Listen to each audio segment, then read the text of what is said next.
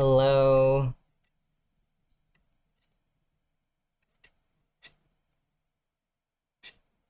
Hello, everybody.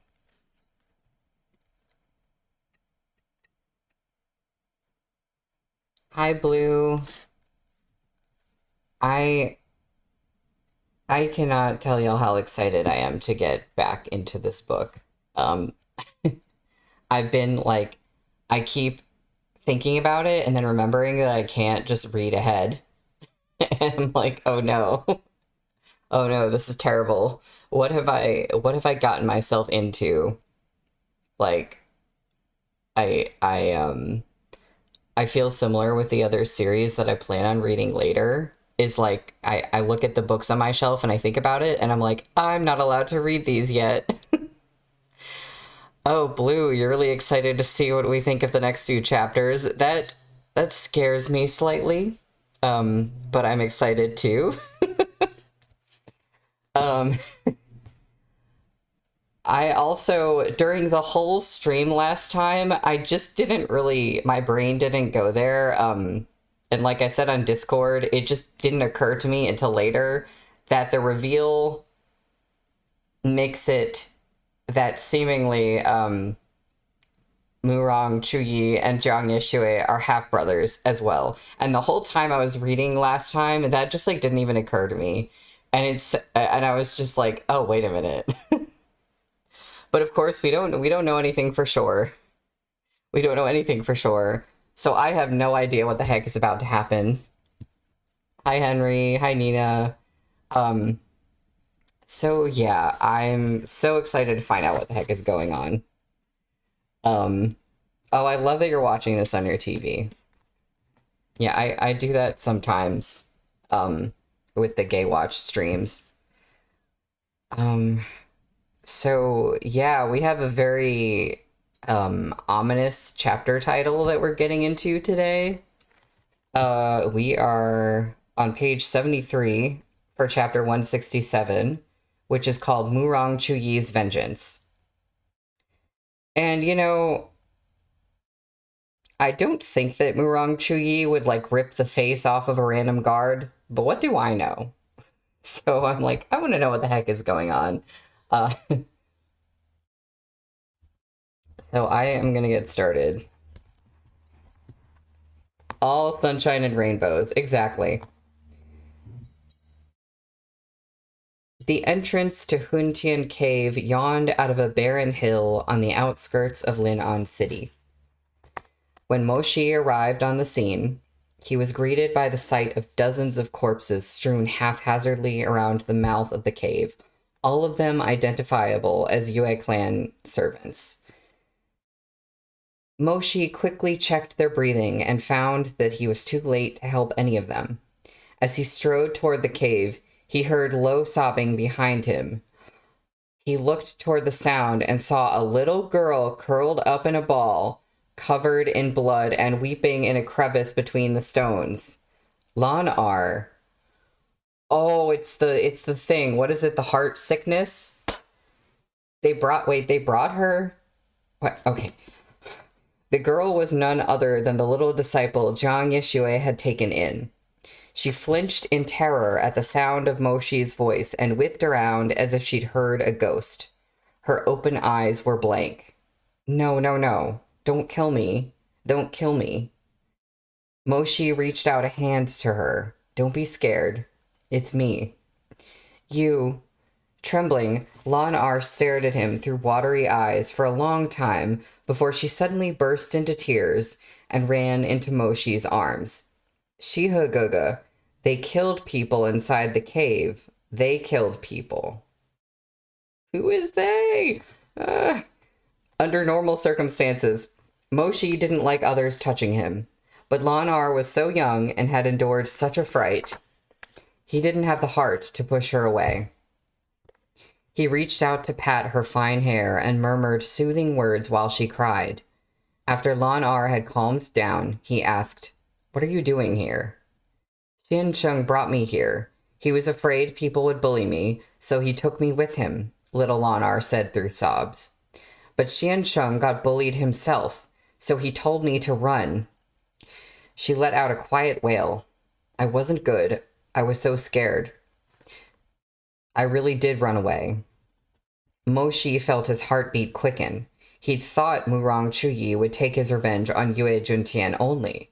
He hadn't imagined the situation would escalate to this point. To Lan Er, he said, "Wait here for now. I'll go see what's happening inside." But little Lan Er dragged on his arm. "Goga, don't go. That white-clothed Goga is a bad guy. He killed Uncle Yue." Moshi was instantly shocked. Murong Chuyi's already killed Yue Juntian? The tears in little Lan Er's eyes quivered as she nodded. After Uncle Yue made his blood offering to the monsters in the lake, he was so weak he couldn't talk. Xiansheng and Chengqing Guga were both giving him spiritual energy. But then I saw the white-clothed Da Guga's expression turn so mean. It didn't look right, like he was really thinking about something. I was about to warn Xiansheng, but then that white-clothed Guga struck. He killed Uncle Yue so fast, then summoned all these soldiers made out of bamboo. They killed people left and right. Xiansheng and Chengqing Guga tried to stop him, but he didn't listen at all. I'm processing, because I didn't think Murong Chuyi would do that. Lan Er shuddered. Xiansheng didn't know if he could beat him, so he gave me a concealment talisman and told me to run outside and hide. I was so scared. When I left, Xiansheng and Chengqing Guga were both already hurt. Little Lan Er's terror grew as she recounted what she'd seen. She blinked, tears of fear and sorrow streaming down her face. I hid outside the cave, but I could still hear the sounds from inside. At first, they were fighting, but later... Her childish voice trailed off before bursting into a paroxysm of grief. I couldn't hear anything anymore. Xiansheng didn't come out to find me. Chengqing Guga didn't either. The bad guys won. The bad guys are in the cave. She wrapped her arms tightly around Moshi's waist, as if terrified she'd lose the last person she could trust. When she looked up, her eyes were swimming with tears. "Shihe Guga, don't go inside. You'll be killed," she sobbed. "You can't end up like Xiansheng and Chengqing Guga. Don't go." Just a beach episode at the Sea of Blood again. Yeah, Blue. That's about right. The literal blood pool.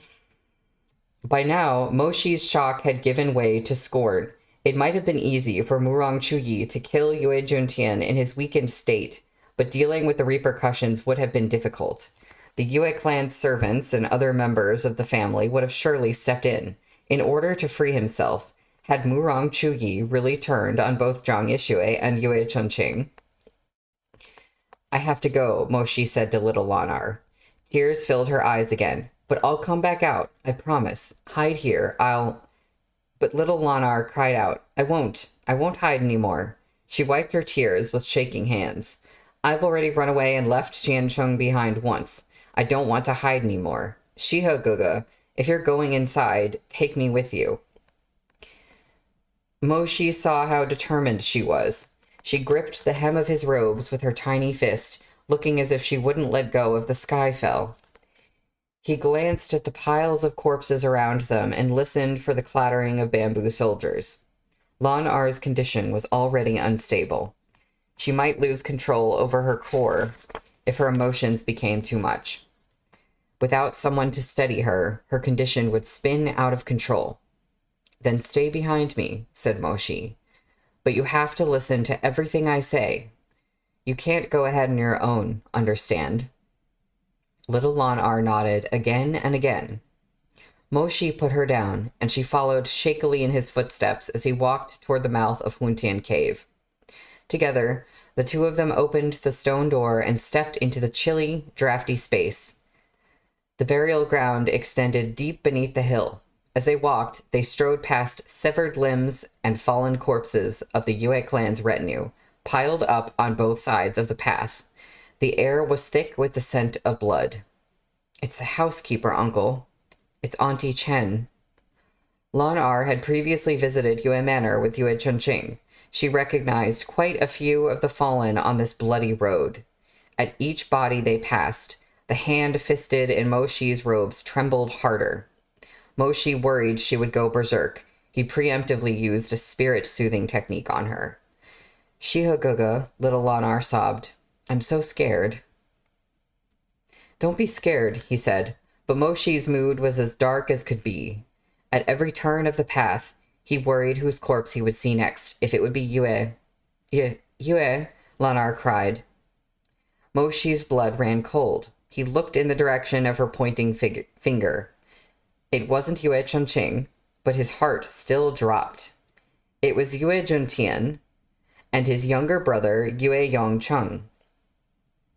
These two nobles, once untouchably powerful lords of Chonghua's imperial capital, lay splayed on the ground like two piles of mud, a single strip of mangled flesh connecting each of their heads to their necks. Blood flowed sluggishly from the gashes, no longer spurting scarlet. The expressions of these two brothers were frozen in fear and fury, but death had stolen the color in their faces. They looked like masks of paper paste, as ghoulish as the surroundings of Huntian Cave. Little Lan Er shivered, clinging to Mo Shi's leg. What do we do? She whimpered. Mo Shi kept a watchful eye on her and comforted her quietly. But there was nothing he could do to comfort himself. They'd passed so many corpses as they walked. Almost everyone who'd come with the Yue clan was dead. He didn't know if he might see Zhang Yeshue or Yue Chunqing's corpse next. Murong Chuyi's hatred had been far more vicious than he'd imagined. Mo Shi found himself wondering if something had gone awry during the sacrifice ceremony. Had something shocked Murong Chuyi to his core and instigated this rampage? No matter the cause, the situation was past the point of no return. Murong Chuyi had killed too many people. Shihoguga, Zhang Xiancheng is... Mo Shi held up a hand to silence her. They continued onward, more tentatively than before. If Yue Juntian's corpse was here, the sacrificial burial ground must be very close by. As they rounded a massive stalagmite dripping with water, a familiar voice echoed from the depths of the cave. You know the feud between us better than anyone. There's no need for me to lay it all out for you. Murong Chuyi? Mo Shi and Lan Er gazed out from behind the stalagmite. At the same moment, Mo Shi reflexively put a hand over little Lan Er's mouth to muffle her scream. Little Lan Er was on the verge of a breakdown. At the side of the blood pool, roiling with resentful energy, they could see the back of Murong Chuyi's white-robed figure, longsword in hand. Before him were two people tied with binding spells. The first sat in a wooden wheelchair, his face bone-pale and haggard, Zhang Yeshue. He was wounded heavily. His lotus root-colored robes were mottled crimson with blood, and his disabled legs were thoroughly drenched in scarlet. The second person knelt off to the side, his face splotchy with tears and his eyes wide and wild. In those eyes were terror and heartbreak, but they were filled, more than anything, with disbelief. This, of course, was Yue Chunqing. He mumbled under his breath, repeating himself mindlessly, as if his soul had been ripped out. Don't kill them. Please, don't kill them. Zhang Yeshue looked up sorrowfully at the man in white. Chuyi, I've told you many times. You're not worthy of calling me by my name. Murong Chuyi's every word was cold as frost. Xiaozhou, Zhang Yeshue amended. With a snap of his sleeve, Murong Chuyi's sharp brows drew together in a fury. I am not your Xiaozhou either. Zhang Yeshue closed his eyes. Even if the Yue clan had our shortcomings, even if my father committed many wrongs, they still shared a life with you for so many years, no matter what you suffered. Why did you need to kill off the entire clan? Murong Chuyi's lips parted as if to explain, but in the end, he turned and replied curtly, What more do we have to say to each other? Zhang Yeshue was silent. The killing has begun, Murong Chuyi said. I will spare no one who stands with Yue Juntian today. He turned back to stare into Jiang Yishue's eyes, including you and Yue Chunqing. Jiang Yishue had no response. He lowered his head. It was apparent he'd sustained serious injuries fighting Murong Chuyi. Blood his bound hands couldn't wipe away stained the corner of his mouth. Haven't you killed enough? He murmured. If you haven't, kill me instead. Don't hurt Chunqing. Yue Chunqing seemed to have cracked under the shock. He was still chanting mindlessly. Stop fighting. Fourth uncle, don't fight anymore. Chunqing used to sincerely admire you, said Jiang Yishue. Murong Chuyi was silent for a few moments. When he replied, his voice was chilly. I don't need the admiration of anyone named Yue. Jiang Yishue closed his eyes, blood-stained lips parting. I understand your grievance and your hatred of my father, but if Chunqing's mother hadn't brought you back from that temple and raised you, would you be standing here today? You remember your grudge against father, but did you forget Aunt Huang's grace? Murong Chuyi swept his sleeves back, his face a rictus of fury. That's an interesting word. I would rather I had never lived at all. Chuyi, I've been lost and ignorant, utterly alone, living under the thumb of a monster who disgraced my mother and drove her to insanity. These 30 years have been nothing but an awful joke. Jiang Yishue shook his head. You've been blinded by hatred, he murmured. Aunt Huang was always so good to you. You remember it all. None of this has been a joke. Even if you're unwilling to spare anyone else of Yue blood, let Yue Chunqing go on her behalf. Jiang Yishue, kind and gentle as ever, looked up resolutely into Murong Chuyi's eyes. If you don't, you'll be the one to regret it in the end. What I've regretted most in my life was becoming part of the Yue clan. With a wave of Murong Chuyi's hand, the sword Zhao Xue flickered with a golden glow and whistled toward Jiang Yishue. The sword glare threw Yue Chunqing's vacant expression into sharp relief. In that instant, he finally returned to his senses and screamed, Fourth uncle, no! That's the end of the chapter. What the hell? What is happening? We're on chapter 168, which is called The Head of the Yue Clan. Blood ran along the flashing blade and dripped upon the ground.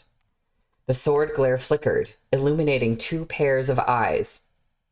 Both were long and narrow phoenix eyes, but one was icy sharp, while the other was emotionless and cold. Murong Chuyi scowled. You? Moshi gripped the blade of Zhao Xue. Despite the defensive barrier in his palm, the power of the holy weapon was too great. Blood oozed from the broken skin of his hand. Murong, you should stop. Murong Chuyi scattered the blade into motes of light and leapt back a few strides. His white robes fluttered as Zhao Xue reformed into dozens of smaller blades. With a wave of his wide sleeves, those sharp daggers shot toward Moshi. Little Lan Er had run out with Moshi. She shrieked, Shihoguga, be careful. Moshi opened a massive defensive formation, shielding the others behind it. Raising his other hand, he commanded, sharp, Shuairan, come. The snake whip exploded from his palm, coruscating with scarlet light. Catching Shuairan in one hand, he retracted his own barrier the moment the onslaught of blades shot past, and lunged toward Murong Chuyi, the snake whip Shuairan lashing down. As he held Murong Chuyi off, Moshi cried to little Lan Er, help them. Lan Er nodded. Okay. She staggered forward, first throwing herself into Jiang Yishue's arms and bursting into tears. Mumbling, Xiansheng, she clumsily untied the immortal binding ropes around his arms. What are you doing here? Jiang Yishue murmured. How did you bring Shihajun? But little Lan Er was too young to explain. She could only weep. Jiang Yishue sighed and didn't press her further. Don't cry. Go help Chunqing. I'll go right now, Lanar hiccuped between sobs. She hastily loosened the ropes around Yue Chunqing, who lay on the ground. He was still trembling, though whether out of fury, fear, or bitter disappointment, it was impossible to tell. Little Lanar helped him to his feet, and Yue Chunqing turned his gaze to Murong Chuyi, locked in battle with Mo Shi. As he watched, the incredulity faded from his face, and tears welled up once more, his features racked with torment. His chapped lips trembled, as if he wanted to call out to Murong Chuyi, but before the first syllables of Fourth Uncle could spill from his mouth, he dissolved into incoherent sobs. He turned his face away with a whimper, bringing a hand up to wipe his tears away before they could fall. He walked over to Zhang Yixue, eyes rimmed with red. Guh. Zhang Yixue was startled. In the past, Yue Chunqing had commonly addressed him with hey. Even after their relationship improved, he'd only called him Jiang Dage. He'd never called him Ge. Zhang Yixue looked up from his wheelchair at a loss. What a terrible reason for their relationship to get better. On the other side of the cave, sparks flew as Mo Shi and Murong Chuyi fought, spiritual energy clashing fiercely. Shuairan was now the snake whip, now its spiritual snake form, a flickering shadow as it battled Murong Chuyi's Jiao Shui. Both combatants were cultivators of consummate skill with unmatched martial techniques, their exchange of blows so quick their forms were reduced to dazzling blurs. But where Mo Shi's style was unerringly direct, like a sharp blade stabbing relentlessly at his opponent's ribs, Murong Chuyi moved with a flitting grace, pressing close from every direction at once to cut off his enemy's options. The two of them clashed like meteors. When the longsword collided with the snake whip, the cascade of fiery sword chi rattled the cave's stones and shook dust from the rocks. Murong, you said you'd see him, that you'd acknowledge him, that you would consider his feelings. Why did you go back on your word? Mo Shi asked quietly. Murong Chuyi's only answer was the press of his blade. Red and gold light shone on his handsome face, reflecting in those icy phoenix eyes. He said not a word, as though the battle spoke for itself. Murong, he's still hoping for you to come find him. With a flourish of his wide sleeves, graceful as drifting clouds, Murong Chuyi retracted his longsword.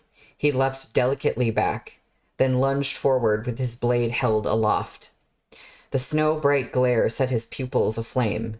Jiao Shui, destroy 1,000 mountains. The longsword in his hand scattered again into countless motes of light, which coalesced into a surging wave of spiritual energy at his back. He floated before it like an immortal in his white robes. Raising his hand, he uttered a single, merciless syllable. Go. The snowy wave crested and crashed. Mo Shi's eyes darkened. Tuntien, he bellowed. With the sound of a whale's call, the weapon's massive spiritual form appeared at Mo Shi's command, its translucent body swaying as it swam toward Murong Chuyi's colossal wave. In an instant, the massive whale breached the wave, white rippling outward like reams of silk, its call seeming to echo from beyond time. It opened its gargantuan mouth and swallowed that boundless wall of water whole. As powerful spiritual energy collided, Mo Shi's black robes and Murong Chuyi's white billowed in the wind. The onlookers closed their eyes against the gale. Mo Shi turned to Zhang Yixue and the others. Run. Little Lanar began crying again as soon as he heard him. As soon as she heard him? Okay. Anyway. Shihagoga. Go. Now. Zhang Yixue coughed up bloody spittle. He said, voice low, if only I could awaken the ghost soldiers within the blood pool. The Yue clan had suppressed the ghosts in Huntian Cave for generations. These vicious spirits had received the Yue clan's offerings and were willing to obey the head of the Yue clan. Yue Juntian had met his end without warning, and he'd been in poor health. He'd had no chance to summon the ghosts from the blood pool. But with his death, the position of the head of the Yue clan passed to its next true-born son, Yue Chunqing, the son of Yue Juntian's first wife. But Yue Chunqing's cultivation was weak, and he'd spent years slacking off in pursuit of fun. He'd never properly studied the methods for controlling the ghost soldiers, and had no hope of deploying them as his ancestors might have. When he heard Zhang Yeshue's sigh, Yue Chunqing's heart ached as if pierced with needles. Guilt and sorrow tore through his chest. If he could awaken the ghost soldiers in the blood pool, his Bofu and all the Yue clan servants wouldn't have died. His fourth uncle wouldn't have been able to kill so many people. If he could have stopped it in time, things wouldn't have turned out like this. The man he had always admired, now completely unrecognizable, fighting in this hellish cave filled with blood. If he had worked a little harder, if he hadn't lazed around and wasted so much time, would it have come to this? Would it have come to this? Little Lanar was still weeping. No, Shihogoga, I don't want to run away and leave everyone behind again. Moshi gritted his teeth. Do as I say. Hurry and go. But Lanar was simply too young. After the shocks she'd endured, her volatile constitution was beginning to fray despite the spirit-suppressing technique Moshi had used on her. As she cried, tongues of spiritual flames licked out from her heart. Zhang Yeshue furrowed his brow, coughing up more flecks of blood. Little Lanar... If Lanar went berserk, she wouldn't be able to differentiate friend from foe. The situation would spin even further out of control. In the worst-case scenario, they'd all die here in this cave full of corpses. As Zhang Yeshue sat forward, ready to force his injured body to cast a calming spell on Lanar's mind, someone stayed his hand with a touch. Chunqing? Zhang Yeshue drew in a sharp breath in astonishment. Yue Chunqing's cheeks were stained with tears, but his eyes were no longer blank. He looked at Zhang Yeshue and choked out, "Guh, I'm sorry. It's my fault. I was too lazy, too thoughtless, too stupid. I only wanted to be a spoiled young master. I never worked hard. But this time..." Yue Chunqing choked on a sob, but his gaze was resolute. He took hold of Zhang Yeshue's hand. "This time, leave it to me. I'm the head of the Yue clan now."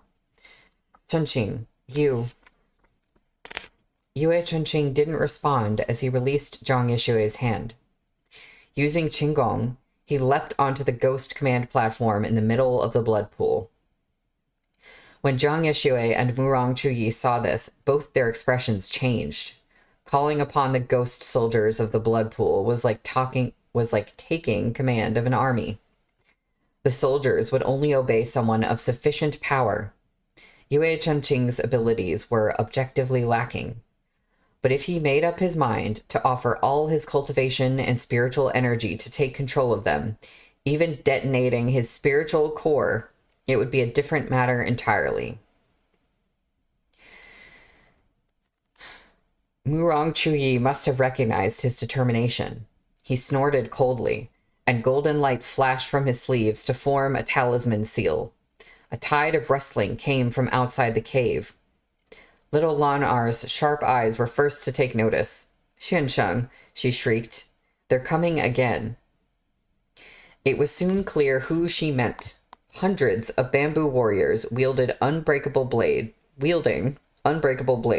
surged in through the entrance and surrounded Zhang Yeshue and the others, while a portion threw themselves toward the platform Yue Chunqing stood upon. I gotta say, one, I'm sorry, I'm stumbling over my words because what is happening? Two, Henry, you always end up cooking with raw meat whenever there's gory scenes. That's amazing. I love that. But Yue Chunqing was the heir to the Yue clan. Standing on the command platform amounted to a summons for the ghost soldiers within the blood pool. Hazy figures burst from the surface, howling as they beat back the bamboo warriors, seeking to knock Yue Chunqing into the pool. But the bamboo warriors were mindless. When the first wave sank into the pool, their successors fearlessly forged ahead to replace them with no end in sight. Little Lan R's spiritual energy was spiking out of control.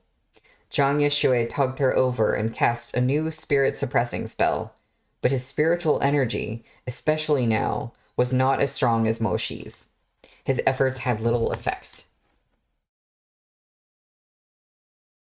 Xiansheng, Lan R cried. Bamboo warriors. You can use them too. You can also. Zhang Yeshui shook his head, his expression pained. Chu Yi's the one who taught me the technique. My bamboo warriors are like a pile of broken timber compared to his. Little Lan R wailed in despair. Why did this happen? Yue Chunqing's face was bone white as he watched the situation deteriorate. Steeling himself, he summoned a thin blade and cut a bloody line into his palm. He dipped his fingers in the fresh blood and drew a complicated talisman on the spirit sealing stone in the middle of the Ghost Command platform. He meant to throw caution to the wind and summon the monsters in the pool. Chunqing, Zhang Yeshui cast about for a way to stop Yue Chunqing, but the blood pool between them had begun to surge and heave. He couldn't get any closer. In Huntian, there lies a blood pool. Yue Chunqing, stop. But Yue Chunqing paid him no heed. He sat down and formed the sigil with both hands as he murmured, in the blood pool, ghost soldiers sleep. Yue Chunqing. Chunqing Guge. Yue Chunqing recited the summoning spell without pause. His father had taught him this spell. Even now, Yue Chunqing remembered his words. In the Yue clan, we are artificer cultivators. We don't need to cultivate methods that consume lots of spiritual energy. Save for this one technique, which harms us almost as much as it harms our enemies. As with everything in this world, hard work begets success. Practice this whenever you have some time. As long as you know it well and your foundation is strong, the spell won't do you serious injury.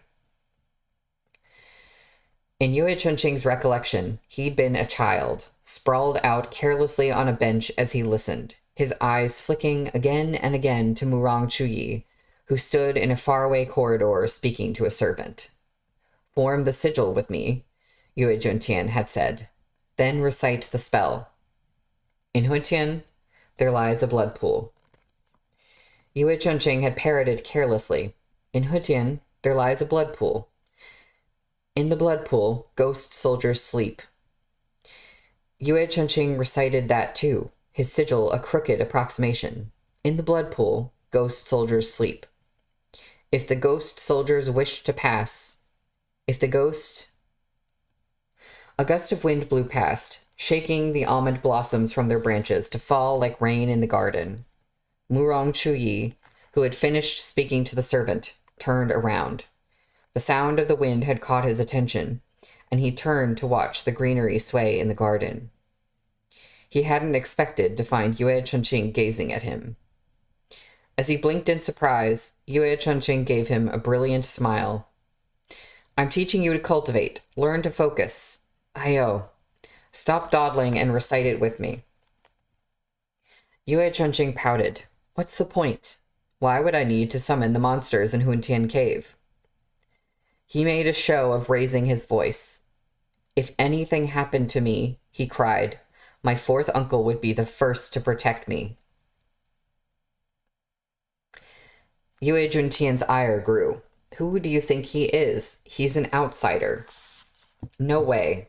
Fourth uncle is the strongest. Fourth uncle is the best. The child Yue Chunqing shouted, with no intention of stopping. He's not an outsider. He's my favorite Xiao Jojo.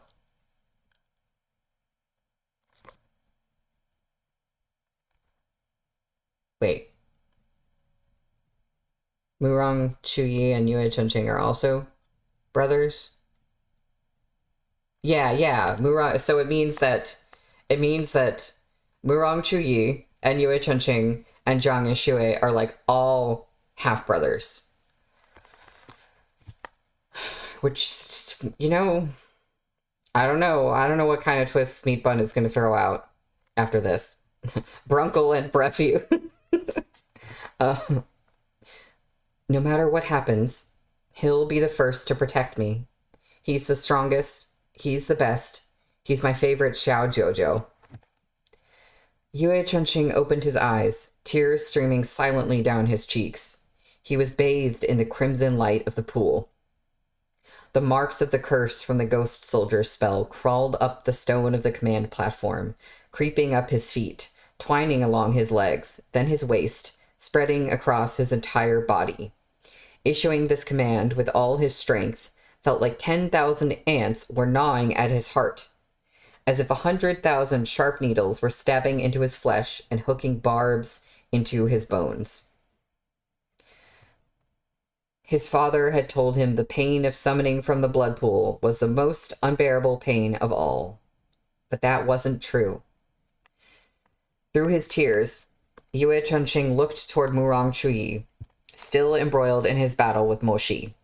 It was just like the first time he learned this technique, when he gazed through the shower of petals at the white-clothed youth in the corridor. Yue Chunqing choked on a mouthful of black blood. He rasped, "If the ghost soldiers wish to pass..." The image of Murong Chuyi in the rain of almond blossoms became hazier as his own giggling in that bygone courtyard grew more distant in his memory. Fourth uncle will always protect me. He's not an outsider.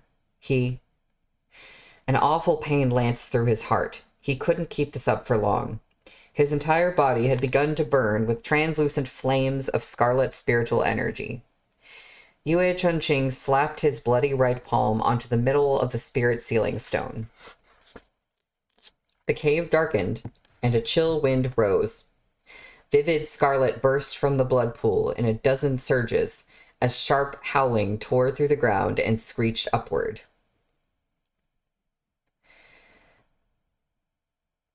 Yue Chunqing cried, "Kill all who block the way." With this last sharp command, Yue Chunqing fell to his knees on the ghost command platform, heaving up spates of fresh blood. In a daze, he felt a sinister force devouring all the spiritual energy he had accumulated throughout his life. He grew weaker and weaker as his strength inexorably drained away. Henry, me as well. Ghost soldiers leapt from the blood pool in an endless stream. Just as Yue Chunqing, the new master of the Yue clan, had commanded, they rushed toward Murong Chuyi's bamboo warriors like the tide. Blood splashed, blades fell, broken bamboo flew into the sky, and the clash of combat filled the air. These ghost soldiers were vengeful souls, hundreds of years old. No matter how strong the bamboo warriors were, they couldn't hold out under the ghost's onslaught. Very quickly, the battlefield turned in favor of Yue Chunqing. Those ghost soldiers howled madly as they tore the bamboo warriors apart, then charged toward Murong Chuyi, still fighting Mo Shi. Murong Chuyi was an artificer. His combat ability wasn't as strong as Mo Shi's to begin with. He was already at his limit. Attacked from both sides, he lost ground twice as fast. One of the ghost soldiers had wrested a blade from a bamboo warrior in the chaos. As Murong Chuyi blocked a blow from Mo Shi, it stabbed ferociously at his back. There was the dull sound of something tearing. Murong Chuyi's amber eyes flickered. With his fair face speckled with blood, he was a terrifying sight. He lowered his head to look at the blade coming out through his chest. He paused, swaying slightly. When he looked up at Mo Shi again, there was confusion in his gaze. Mo Shi met his eyes and felt an unexpected shiver up his spine. It was the prick of intuition, an inkling that something wasn't right. Coldness crawled up along his back and settled at the base of his neck. You Murong Chuyi's countenance shifted. He knitted his sword-like brows and mumbled, I'm not. Before he could get the words out, the ghost soldier pulled the sword out. Murong Chuyi sagged and choked out a mouthful of blood. His spiritual energy flow had been cut off. He plummeted from the air, like a white butterfly falling into a spider. Let me start that over. Like a white butterfly falling into a spider's lair, he crumpled into the dirt.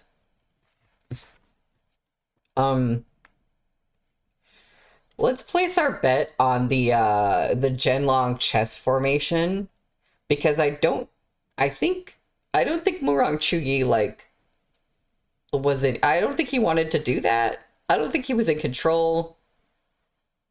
I don't know. But that's suspicious. That's the end of the chapter. Oh my god. What is that? What?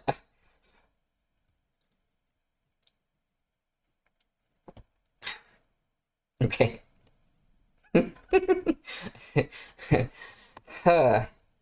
Where? Sorry, please don't make this chapter title what I Meat Bun, what are you doing? We're in chapter 169, which is called Zhang Yeshui's Scheme.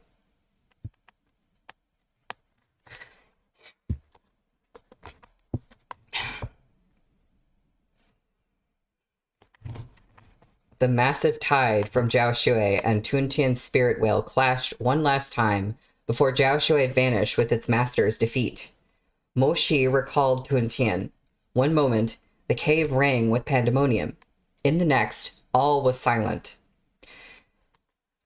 Mo Shi landed back on the ground and walked over to where Murong Chuyi had collapsed, dead or unconscious. If he wasn't dead, he'd been severely injured. I just couldn't with the chapter title. Like, this is not a laughing moment, but I just can't with the... If he wasn't dead, he'd been severely injured. His pure white robes were sodden with blood. He lay motionless, like a broken puppet whose soul had been pulled out. The bamboo warriors had lost guidance from their master. They collapsed like grains of sand, tumbling across the ground. The danger seemed to have passed. Little Lan Er was weeping softly as if she'd been granted a second chance at life. Yue Chunqing had given all his spiritual energy and endured grievous injury. He hadn't even the strength to use Qinggong to leap back over the blood pool. Fortunately, Zhang Yeshui, too, knew how to command automatons. He summoned one of his own bamboo warriors and instructed it to retrieve the debilitated Yue Chunqing from the platform. Gah! Yue Chunqing looked up with difficulty, coughing up bloody spittle as he mumbled weakly. He slowly turned his eyes toward Murong Chuyi. As he looked at his fourth uncle lying on the ground, his face crumpled. He couldn't speak and had no idea how he should feel. Over the course of a scant few hours, it was as if his flesh and bone had been torn apart, then crushed into mud. In the end, it was little Lan Er who pushed Zhang Yeshui's wheelchair forward. The three of them came together in an embrace. It's over. It's over now. Chunqing, you've done very well. Zhang Yeshui consoled him in a quiet voice. But no matter what Zhang Yeshui said, Yue Chunqing kept trembling, shaking without any sign of stopping. His wounds needed urgent attention, and the disaster that had transpired here between Murong Chuyi and the Yue clan needed to be reported to the emperor as soon as possible. After a few more words of consolation, they broke apart and approached Mo Shi, who'd been staring blankly at Murong Chuyi all the while. Shihajun, many thanks. If it weren't for you, everyone in the Yue clan might have died in this Funtian cave. Mo Shi didn't reply to Zhang Yeshui. He only shook his head. As Yue Chunqing drew closer, he found himself looking askance at Murong Chuyi. He didn't know if the sight of Murong Chuyi with his life hanging by a thread brought him more of hatred, or of pain. It was as though his spine had been splintered.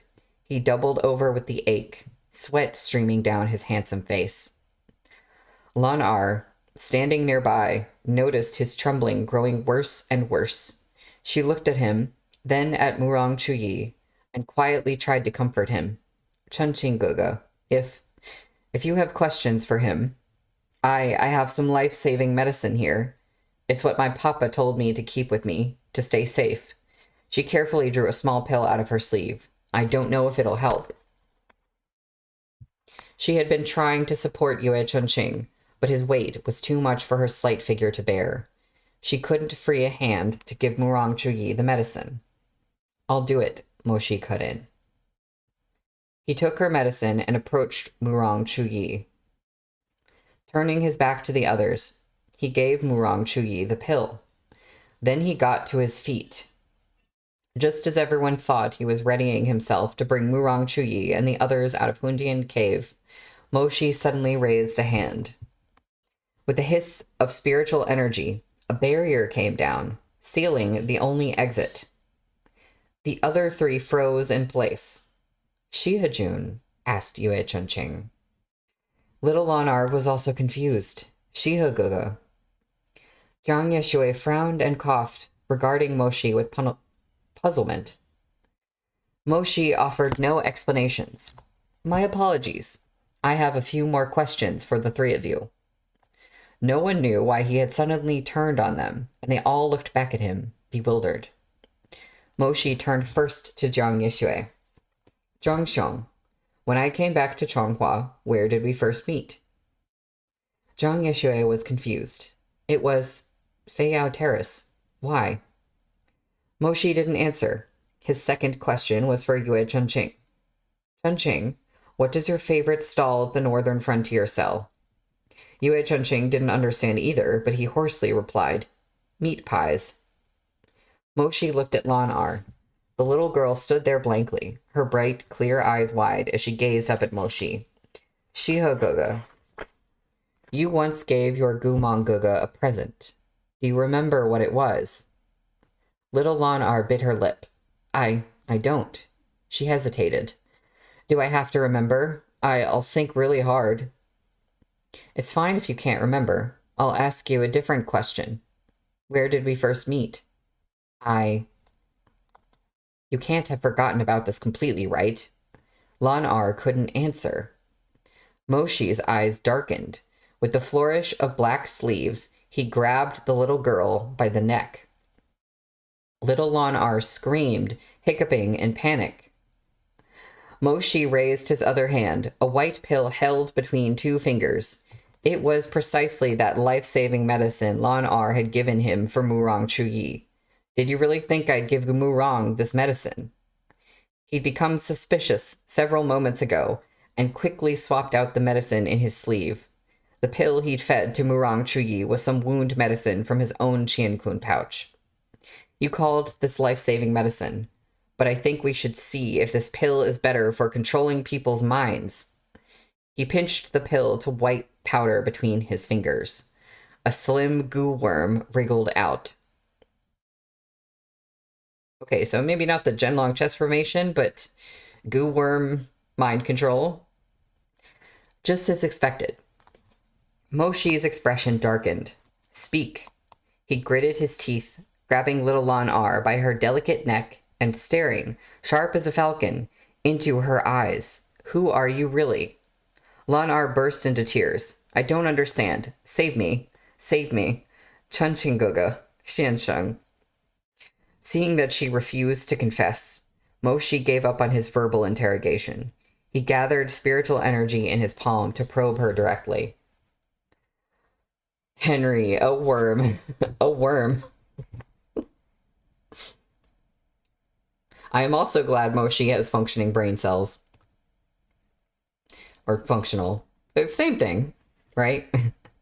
Though she looked as if her spiritual energy was surging, he could see now that it was but a thin layer of illusion magic. Moshi flinched. Her unmanageable spiritual core had shriveled. She, too, was merely a puppet. Instinct born of years of combat made Moshi yank his hand back, But it was too late. Black chi spread up from his fingertips, a telltale sign of poisoning from the Liao Kingdom's rigor mortis herb. You... Oh, you're really making things difficult. Lan R slipped out of his grasp and retreated a few steps, a sweet smile unfolding across her youthful features. Mo Xiong, look at you. Why couldn't you pretend to be dumb? Why did you have to get to the bottom of it? Her tone was obviously no longer that of a child. Moshi had immediately tried to suppress the demonic poison at his fingertips, but his efforts were futile. The poison from the rigor mortis herb was extremely potent and spread quickly. Within moments, numbness crept over most of his body. Breathing slightly ragged, he watched the little girl as she stood quietly beside the blood pool, the shadows of Huntian Cave flickering behind her. Henry, I hope I never choke on food while watching these. If I transmigrate over to Arha world, it's over. Let's not let that happen. I planned to make you a mere witness, but I see you'd rather be a tragic victim. The girl's smile was sharp-edged, completely incongruous with her age. Mo Xiong. She sighed, drifting into silence. Another voice continued from behind Moshi, its tone menacing. You refuse to take the paths open to you on Earth, and insist on charging into dead ends in hell. Straining to endure the poison's agony, Moshi whipped around to look at Zhang Yeshui, sitting in his wheelchair. That face was stained with blood, but there was no hint of frailty in his features. Zhang Yeshui folded his hands before him, gazing at Moshi calmly. He smiled and cocked his head. You learned too much. Don't blame me if you have to die. What is... Moshi felt a stab of pain that had nothing to do with the poison. He looked at Zhang Yeshui's face and couldn't make a sound. His vision blurred. Yue Chunqing's voice took on a hysterical edge. Guh? Zhang Yeshui hummed his assent, and Yue Chunqing broke down, shaking and clutching his head, too afraid to believe what he'd heard, let alone think deeper. Impossible. There's no way. How could you? Fool. Is there anything on Earth that's impossible? Zhang Yeshui smiled gently and got to his feet with deadly calm. He rose from his wheelchair and walked toward them, eyes on Yue Chunqing. Yue Chunqing's pupils shrank in his pale face. You were never...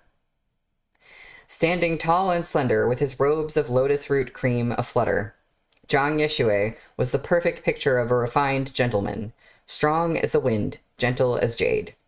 In no world would he look like an invalid. That's right.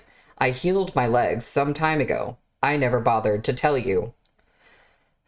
He raised a hand and a white gold flame ignited over his palm, the exact color of little Lan R's core. Gathering a killing curse at his fingertips, Zhang Yeshui turned away from Yue Chunqing and fixed his gaze on Moshi. Apologies, Shihajun. I'll have to start with you. With no more warning, he struck.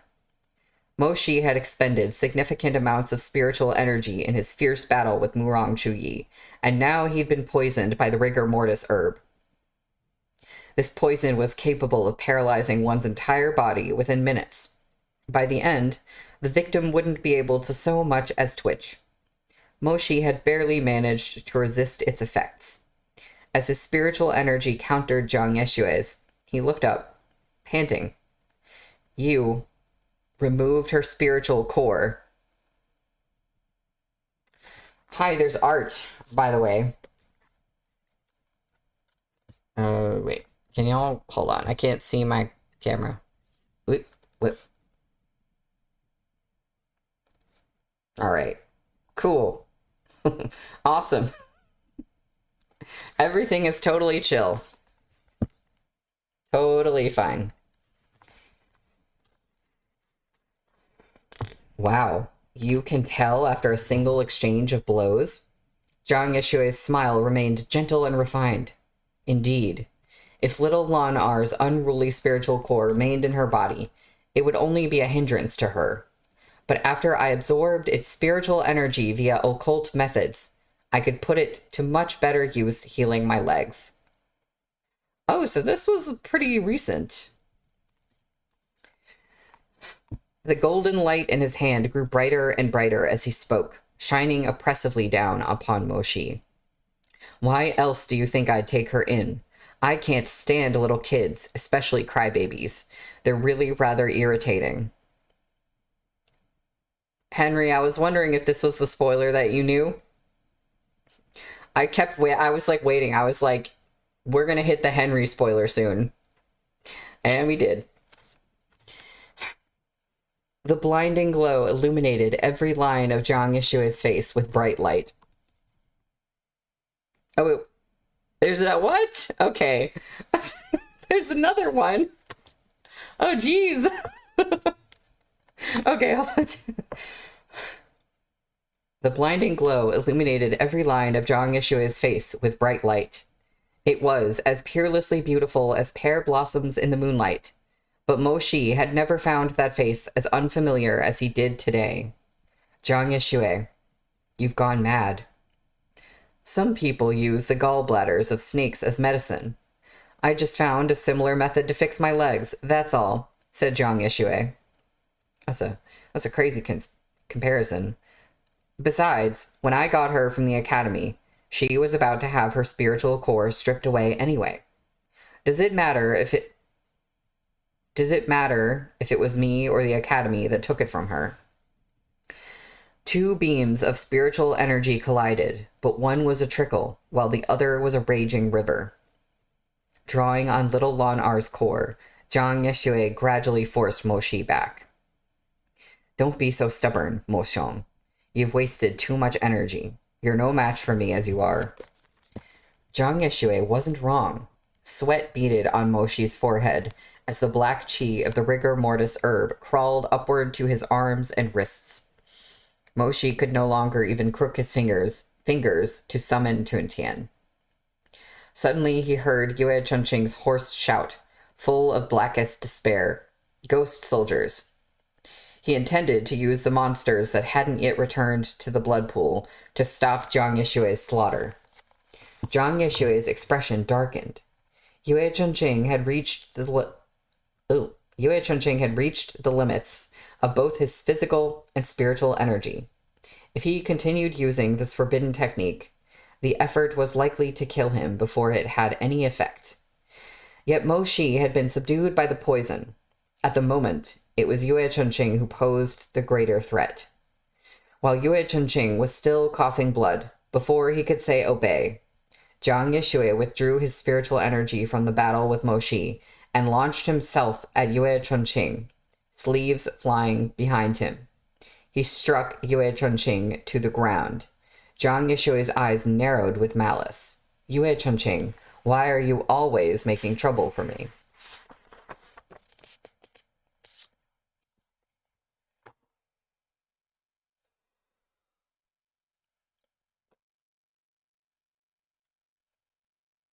You know, Henry, I'm waiting for the dramatic villain speech so I can understand his motivation right now.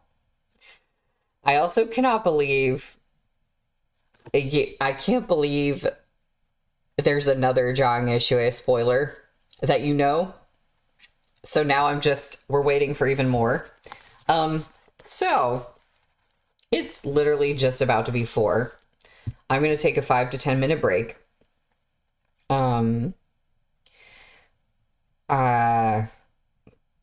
I'll probably just like stare at the wall or something like that, you know? But when we come back, we will be on page 103 for chapter 170, which is called First Meeting in White Robes on a Snowy Night. What? Meet bun what? Oh, thank you, Henry. It's just another t-shirt and a hat. Thank you. I appreciate it. So I will be right back. Oh, thank you. You know what's weird? I think this color of clothing looks good on me, but one time I dyed my hair red with henna and I looked like really bad with red hair. I don't know why. It just does not work for me at all, but for some reason the clothing is fine, but the hair no. Anyway, I'll see you in a few.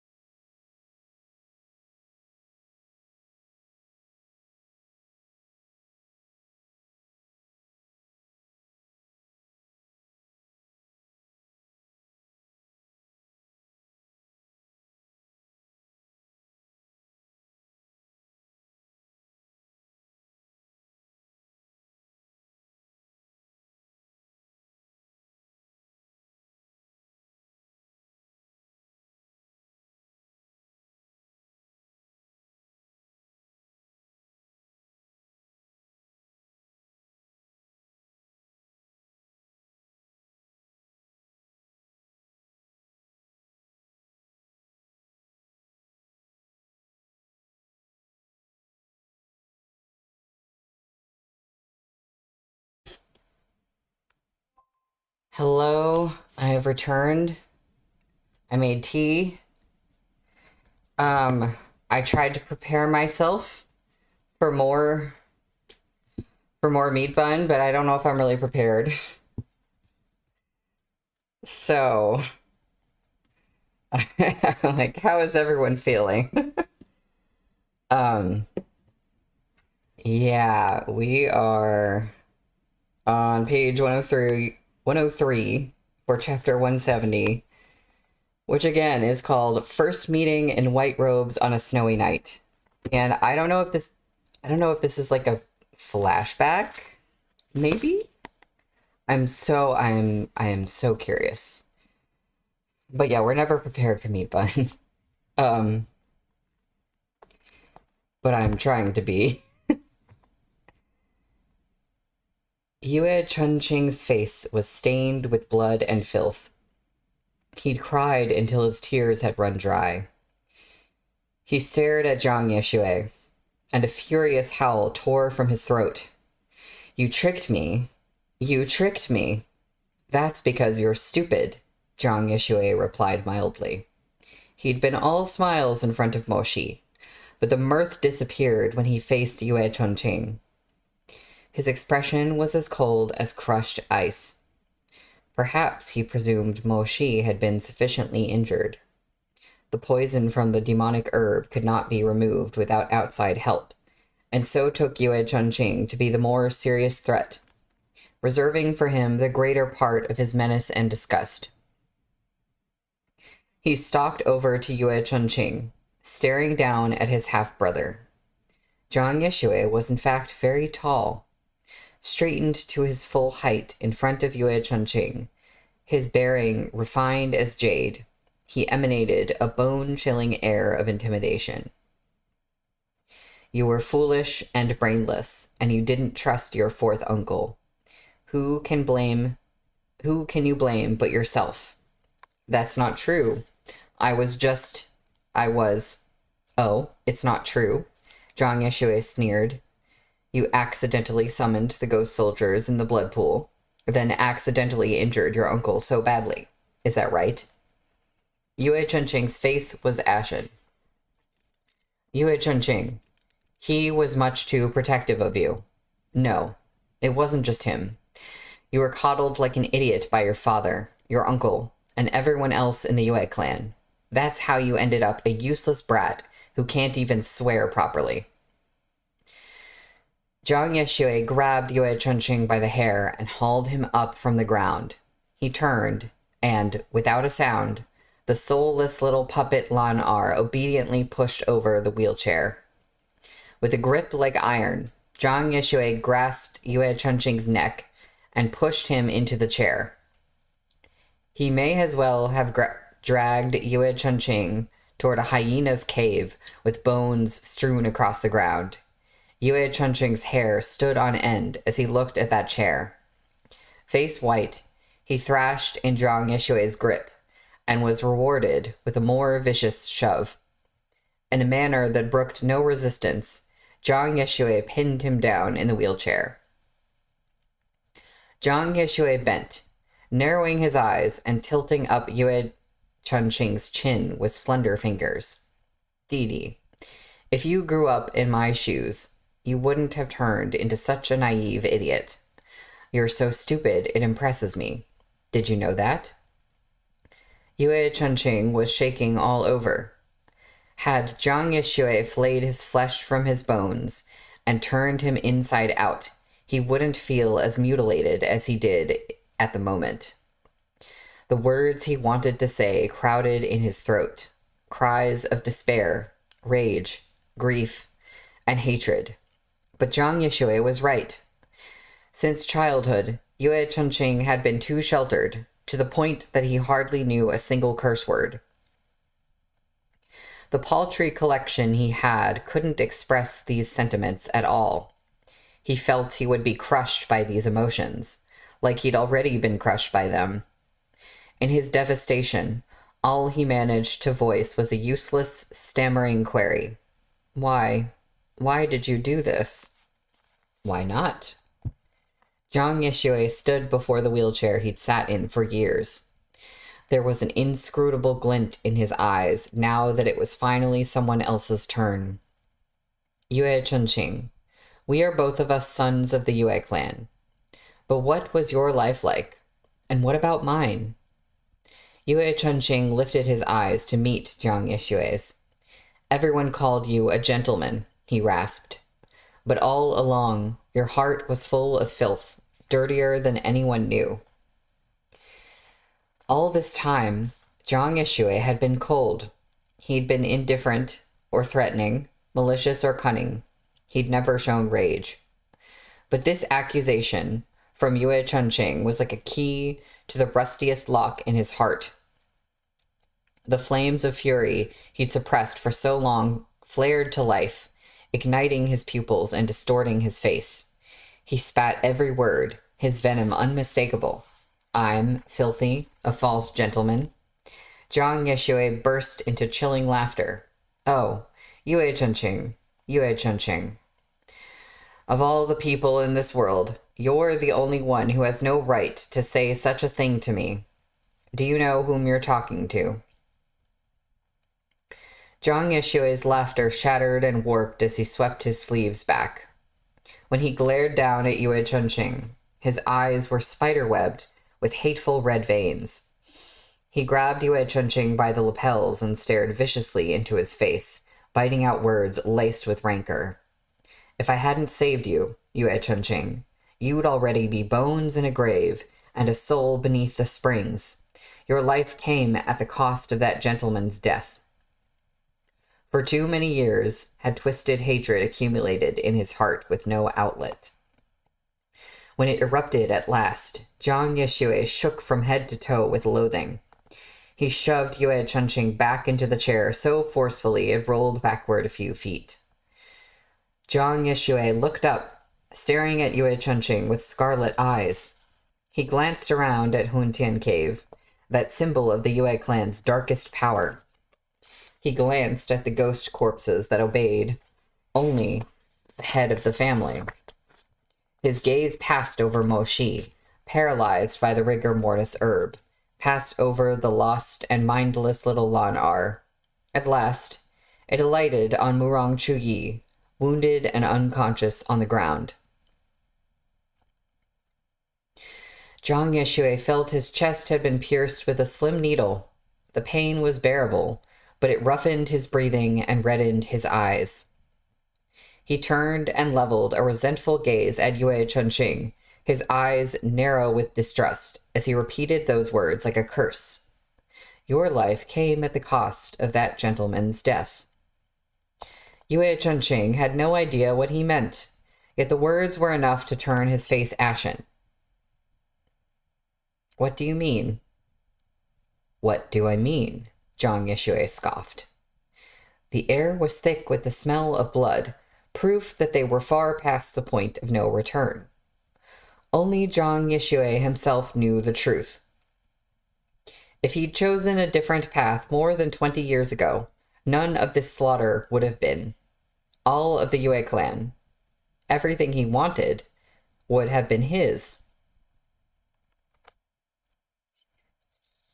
Ooh, we got a flashback. Okay, it's flashback time.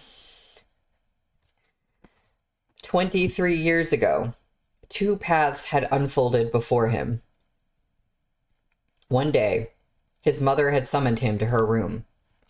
Despite the passage of years, he remembered his mother, Lady Xie's face, surpassingly beautiful yet sullen. Yixue, what are we going to do? Heavy ambergris incense burned within the room, making his head swim. Madame Xie sat wreathed in expensive fragrance and wrapped in equally exquisite robes. Her hair glimmered with pearls and jade, and her arms, the cream of lotus roots, were decked in gold and silver bangles. In his memories, his mother always dressed with such flamboyant luxury. Whether it looked good or not was secondary. She adored this kind of extravagance, for it represented Yue Juntian's favor. Young and beautiful chin players were as common as grains of millet in the entertainment houses of Chonghua. But how many of them could rise through the ranks to reach her coveted place?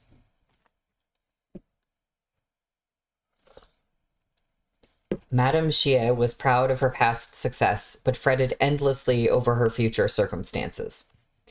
She knew Yue Juntian was betrothed to Murong Huang, and her ambition did not stop at being a humble and lowly concubine. She did all in her power to capture Yue Juntian's heart for herself. Not only did she spend her days currying favor with her husband, she arranged for her son Jiang Yixue to be taught by the most virtuous man in the residence, Song Xiansheng. This man instructed Jiang Yixue in both the ways of artificing as well as moral principles to live and act by. As a child, Jiang Yixue didn't often visit his mother.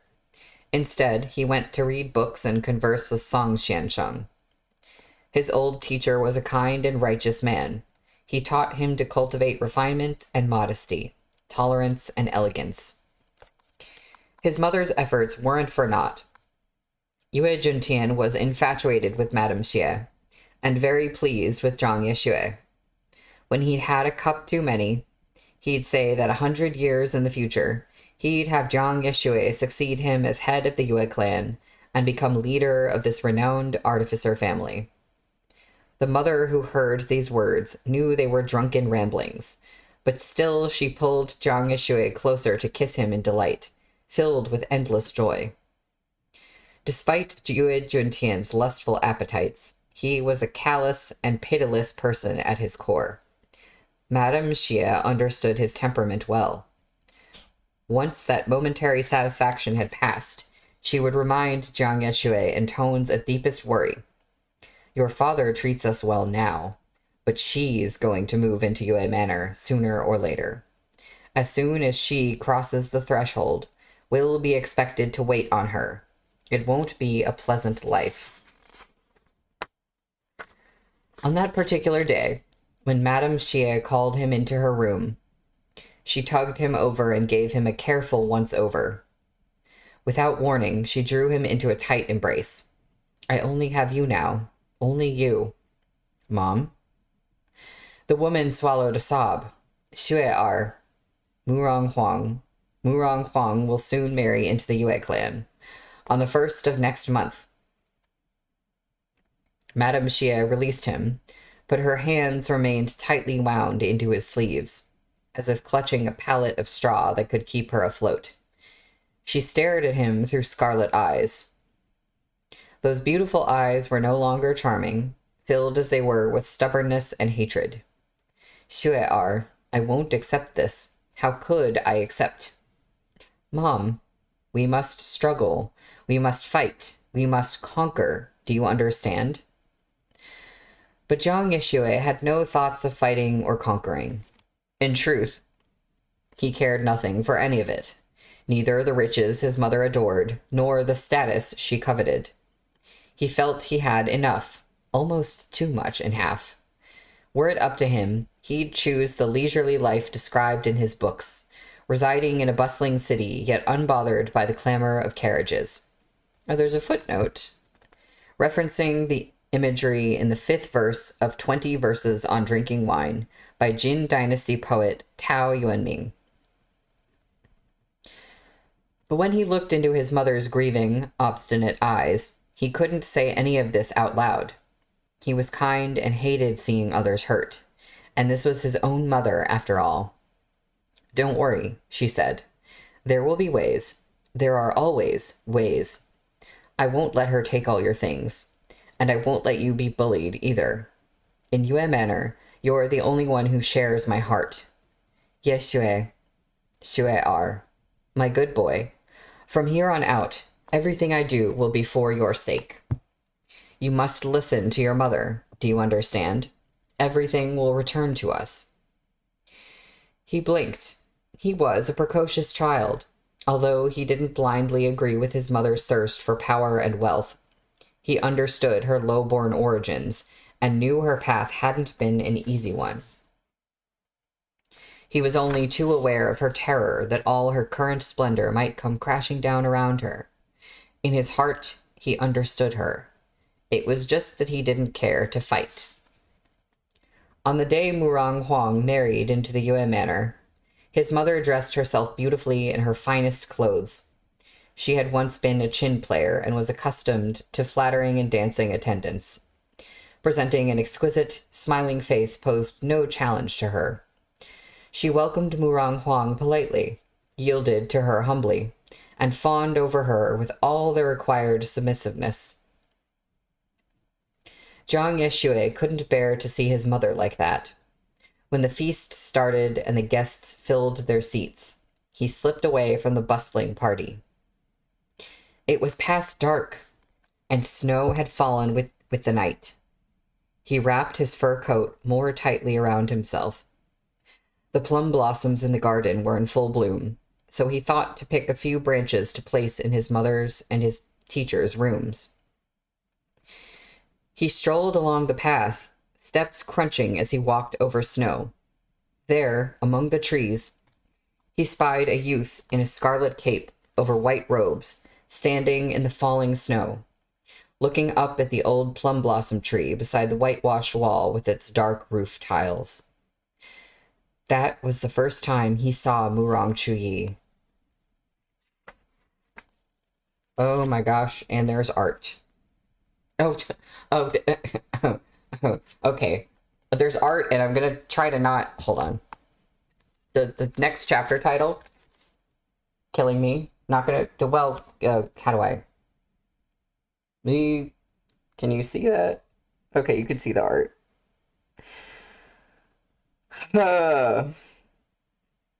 We just got a villain reveal. And now we're getting all the reasons to sympathize with him. Again. All right. That's the end of the chapter. This is chapter 171, which is called Youthful Days of Tenderness and Budding Yearning.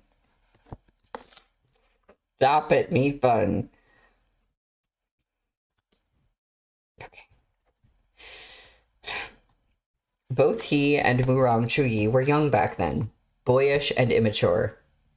He had no idea this child, who looked even younger than him, was in fact his uncle in terms of family hierarchy. He took him for a young master from one of the visiting families who'd snuck into the courtyard to see the flowers.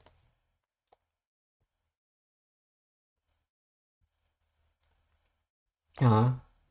Blue, you might have been hiding something when you asked what in the Game of Thrones. I know very little about Game of Thrones, so I'm not entirely sure. Okay. The boy looked to be in a foul mood. He was staring intently at the plum blossoms and hadn't noticed someone approaching him from behind.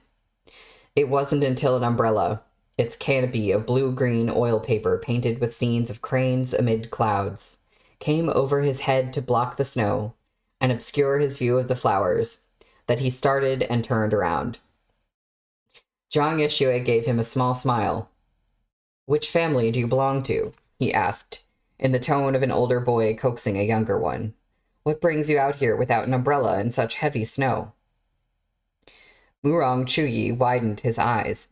He took one step back, then two, the expression on his face turning from surprised to haughty. He answered Zhang Yeshue's question with one of his own. "Who are you? What are you doing here?" He asked it in a crude and coarse manner, without any courtesy, as if he didn't want to waste breath on Zhang Yeshue.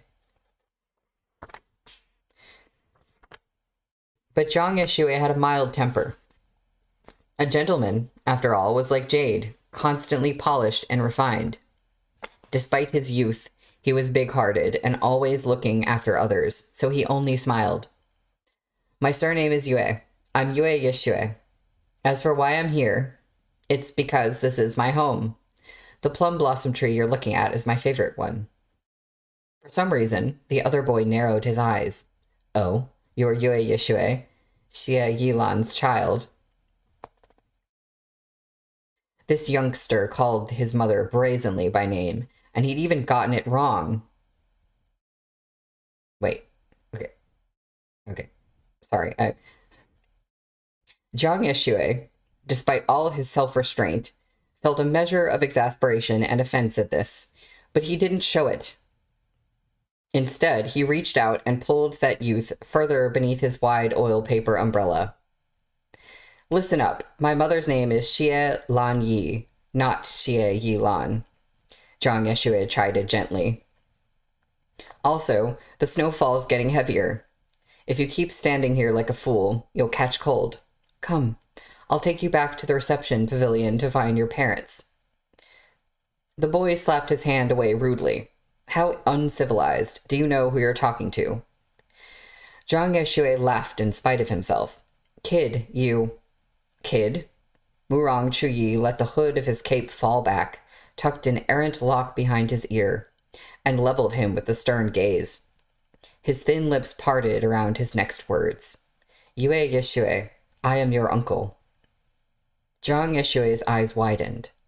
After a beat, he burst into laughter and reached out to feel the youth's forehead. Oh, you, he chuckled. Did you get a fever from the cold? He didn't remember how this farce had ended. Many minor details had slipped his mind.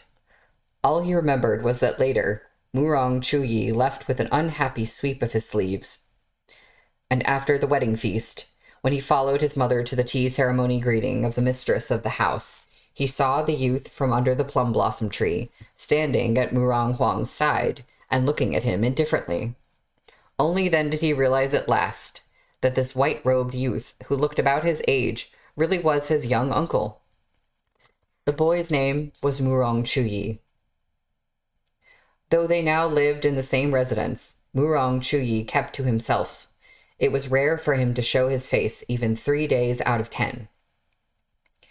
At the beginning, Jiang Yeshue tried to make conversation with him, but upon receiving the cold shoulder time and time again, he gave up. Song Xiansheng had taught him that the friendships of gentlemen flowed naturally, as water in a stream. Jiang Yeshue held himself to a certain standard of refinement. He wouldn't force it if Murong Chuyi wanted to keep his distance. But not everyone was as good-natured and kind as his Song Shifu. After Murong Huang married Yue Juntian, Jiang Yeshue could acutely feel the attitudes toward him changing, both in and outside the manor. Those who had used to flock to him were the first to disappear, and as time passed, the smiles of some elders were no longer as warm as they had been. Jiang Yeshue was kind, but he wasn't stupid. He saw all of this with clear eyes and understood why it was so. But he was gentle in his dealings. He preferred not to bicker over favor gained or lost, and so he didn't think much of it. But Madame Xie's resentment grew to consume her, causing Jiang Yeshue no end of worry and frustration. Every day, she would harp on the precious trinkets Yue Juntian had gifted Murong Huang and how much they were worth, or what outfits Murong Huang had purchased that day and in which styles. As time passed, her words grew more and more cutting, until her comments did not bear repeating.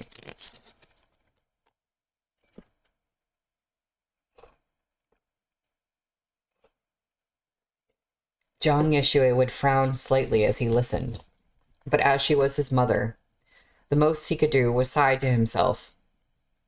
It wasn't as though he didn't console her, but the moment he tried to persuade her otherwise, she'd glare and curse him out, exclaiming that he had no ambition and didn't understand suffering.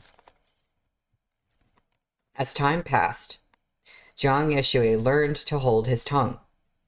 Madame Xie's jealous obsession with Murong Huang grew deeper by the day, and by the time Murong Huang fell pregnant, her once lovely features had become twisted with hatred. Murong Huang was of royal blood and the first wife.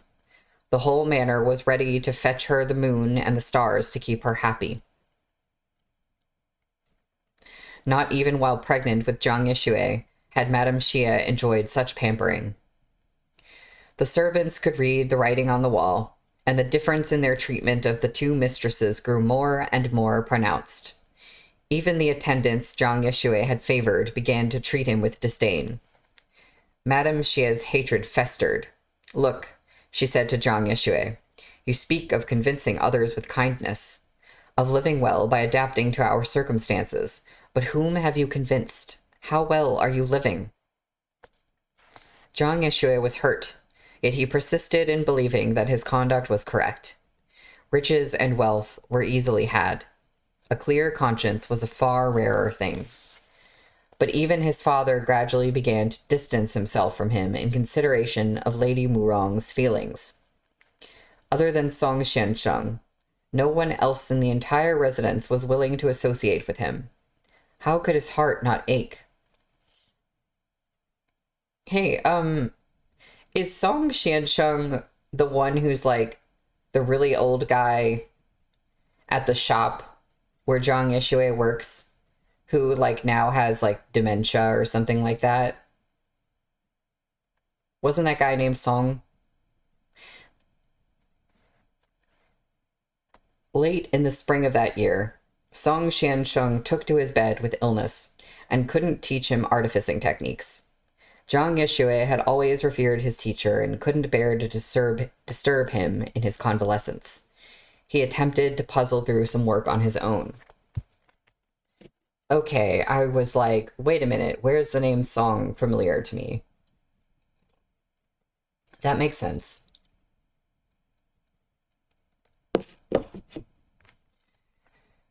Henry, looks like what they say is true. Mommy issues will make you insane. He took his mechanisms to the other artificer advisors in residence, only to be turned away under a variety of pretenses. "Sorry, Yeshui Gongzi. I still have plenty of work to do today." "My apologies, Yeshui Gongzi. This old man is indisposed. I'll swap tips with you once I feel better. How does that sound?" "This lowly one still has much to learn myself. I'm afraid I cannot teach the Gongzi." Not a single person he asked was willing to help him. Cradling his wooden mechanisms in his arms, Zhang Yeshui wandered through empty corridors in a daze, his head hanging low. Suddenly, he heard someone call his name behind him. "Yue Yeshui." He turned, all his disappointment and heartache written clear across his face. Much to his surprise, the eyes he met were Murong Chuyi's. Murong Chuyi furrowed his brow. What kind of expression is that? His uncle walked over with white robes aflutter and peered down at the mechanisms in Zhang Yeshui's arms. "Your work?" Murong Chuyi plucked a little water clock from the top of the pile and looked it over. "Eastern blood crystals for the sand, ebony sandalwood for the body. Your own design?" Zhang Yeshui had heard of Murong Chuyi's skill and spoke with some embarrassment. "Yes." But Murong Chuyi didn't laugh at him. He put the little water clock back on the pile. "Come to my workshop. I'll teach you." Zhang Yeshui had never dreamed that Murong Chuyi would volunteer. His eyes went wide, and he remained rooted to the spot in astonishment. Murong Chuyi had turned on his heel the moment he finished speaking. He walked some distance before noticing Zhang Yeshui hadn't moved. He turned his head nonchalant. "Hurry up." "Oh, all right." The days that followed, before Yue Chunqing's birth, were the richest and happiest days of Zhang Yeshui's life. Although Murong Chuyi wasn't much older than him, he had a masterful grasp of artificing and taught Zhang Yeshui many techniques and secret methods he'd never before fathomed. Murong Chuyi did whatever he liked and cared nothing for public opinion, so Zhang Yeshui's popularity and status, or lack thereof, were meaningless to him. Zhang Yeshui, on the other hand, was deeply gratified to find a kindred spirit, as when Ziqi met Bo Ya. And there's a footnote. I know about these guys. Bo Ya and Zhong Ziqi, two scholars from the Warring States period, exemplify a friendship of deep understanding. Boya was a chin player, while Zhong Ziqi loved listening to music. This is referenced, like, everywhere. It's referenced a lot in Word of Honor. That why does that give me feelings? I'm having feelings.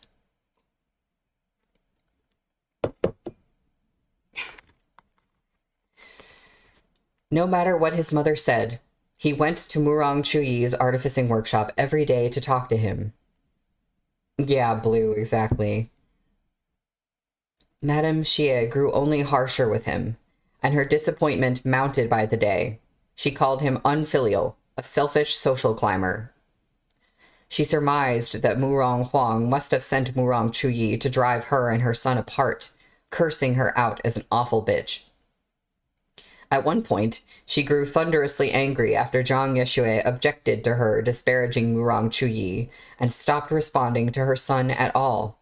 She wouldn't hear any of his explanations, and even refused to let him return to her pavilion to sleep. Zhang Yexue didn't wish to fight with his mother, nor make a scene and give others an excuse to mock her. Left with few options, he awkwardly approached Murong Chuyi to ask if he could live in his courtyard for a time. Murong Chuyi glanced around at the items in his courtyard. On the artificing bench was a set of tools, compasses, and rulers that belonged to Zhang Yexue. There was a second stool that Zhang Yexue customarily occupied, and some trinkets on the table that Murong Chuyi had no interest in, but Zhang Yexue used often. He replied coolly, "Isn't it a bit late to ask permission now?" Zhang Yexue fidgeted in silence. The two youths also shared times of idleness. Murong Chuyi's fixation on artificing wasn't as single-minded as everyone thought. For example, he'd buy from street-side stalls the palm-sized bamboo warriors that children begged for, then sprawl on the bamboo couch and call Zhang Yexue over for a match. As they fought, he'd come up with the idea for some kind of new magical implement, then stay up the whole night drawing diagrams. Often, he'd fall asleep on his stomach on the floor, compass and ruler still in hand. When he woke, he'd go right back to drawing. Whenever Murong Chuyi fell asleep like this, Zhang Yexue couldn't resist sneaking a few glances at him. How could this person be his uncle? He was so young and immature. When he drifted off holding his brush, he'd often wake with ink on his face. How silly. On one occasion, Murong Chuyi woke blearily in the middle of the night after some dream. Blinking sleep from his eyes, he discovered Zhang Yexue gazing at him and asked with impatience, "What are you looking at me for?" Even Zhang Yexue was taken aback by how warm his own voice sounded when he murmured with a smile, "I think Xiaozhou looks very formidable." Perhaps Murong Chuyi didn't realize he was joking, or perhaps he didn't hear him at all. He let out a snuff. I was about to say a snoft sort. He let out a soft snort, long lashes fluttering, and fell back asleep. It was in that moment, as Zhang Yexue looked at Murong Chuyi, that a vague, terrifying impulse surged to life within him. The thought made him shiver with fear, to the point that he almost fled.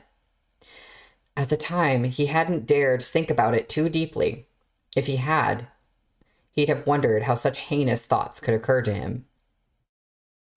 Though they weren't related by blood, Murong Chuyi was just an abandoned child Murong Huang had taken in. The reality of their rank and status was right there in front of him. A true gentleman, after all, would never have such designs on Murong Chuyi. Several more months of formless uncertainty passed in the same way. And then Murong Huang's child was born. The instant the babe's first wail echoed through the halls, two people in that illustrious family fell into hell. The first was Zhang Yexue's mother, Madame Xie. Yue Manor had welcomed its true heir, an infant son born of the first wife. Yue Juntian gave him the name Chunqing, bright morning. Chunqing, Chunqing. Murong Huang's sun was light and radiance, the dawn sun rising in a clear and boundless sky. But what if she had Lan Yi's child? Yeshue, evening snow. Wait, no. No. What was it? Not his name is his name is Evening Snow, and that chapter before was first meeting in white robes on a snowy night. He met Murong Chuyi on a snowy night. Okay. Despite having once blanketed the land in purest white, daybreak reduced it to nothing. Of course her heart broke. Of course she felt hate. The second person was Murong Chuyi. Murong Huang had died in childbirth. In one stroke, he'd lost the elder sister and mother who'd taken him in and given him a second chance at life. His benefactor was gone.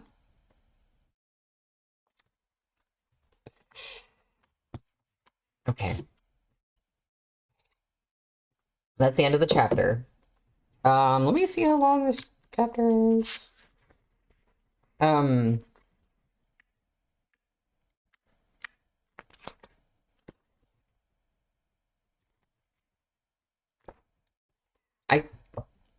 Okay, I'm gonna read one more chapter. This might definitely maybe go over, but I don't know. I don't want to stop here. I don't know. What should I do?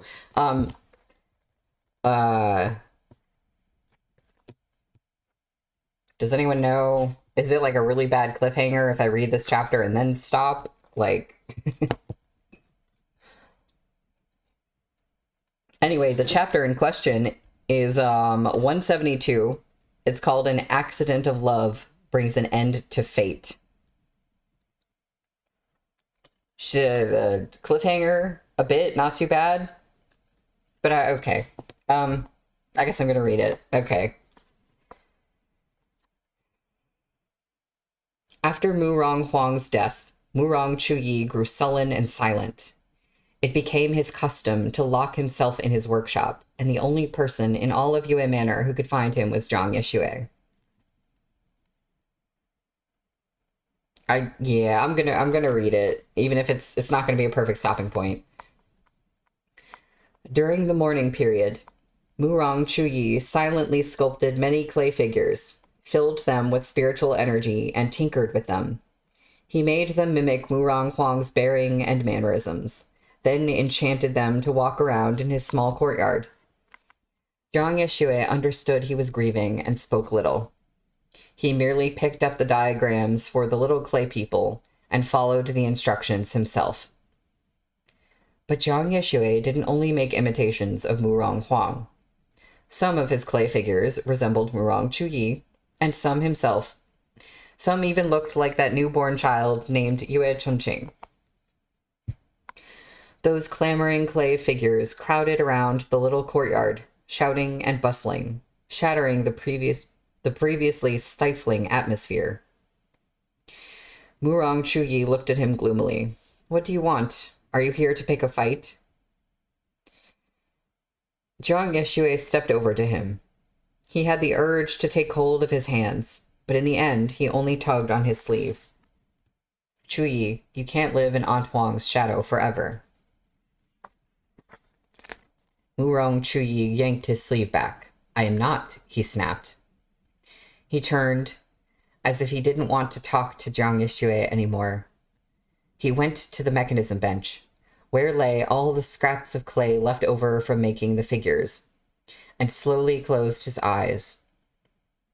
A gentle voice called out beside him. A hand was plucking at his sleeve, refusing to let go.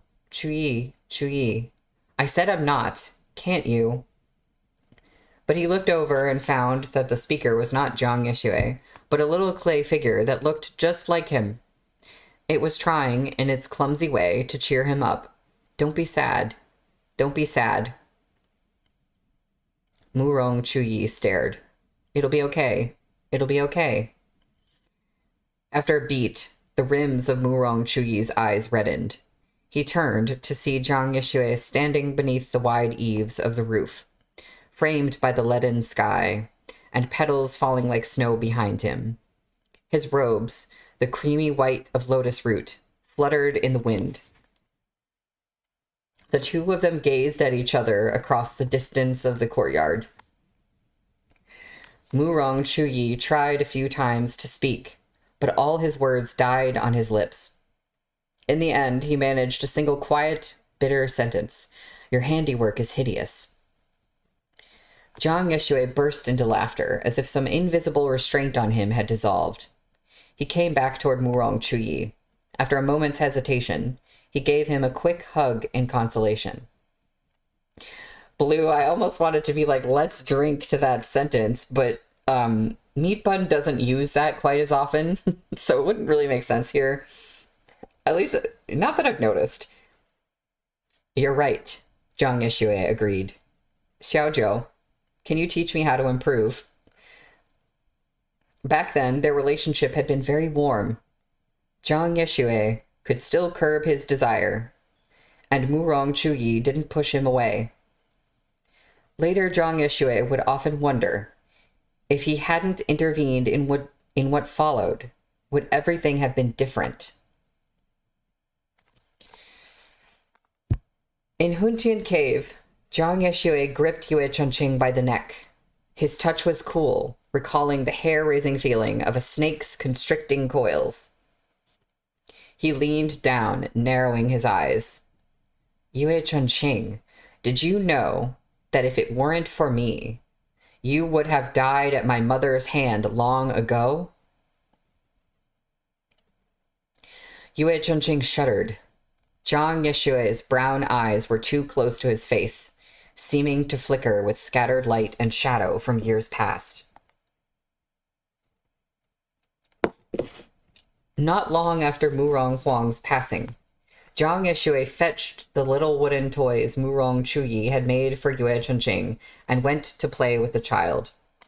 He knew the attitudes of many in the residence had changed toward him precisely by dint of Yue Chunqing's birth, yet he felt neither enmity nor malice toward that infant bundled in his swaddling clothes.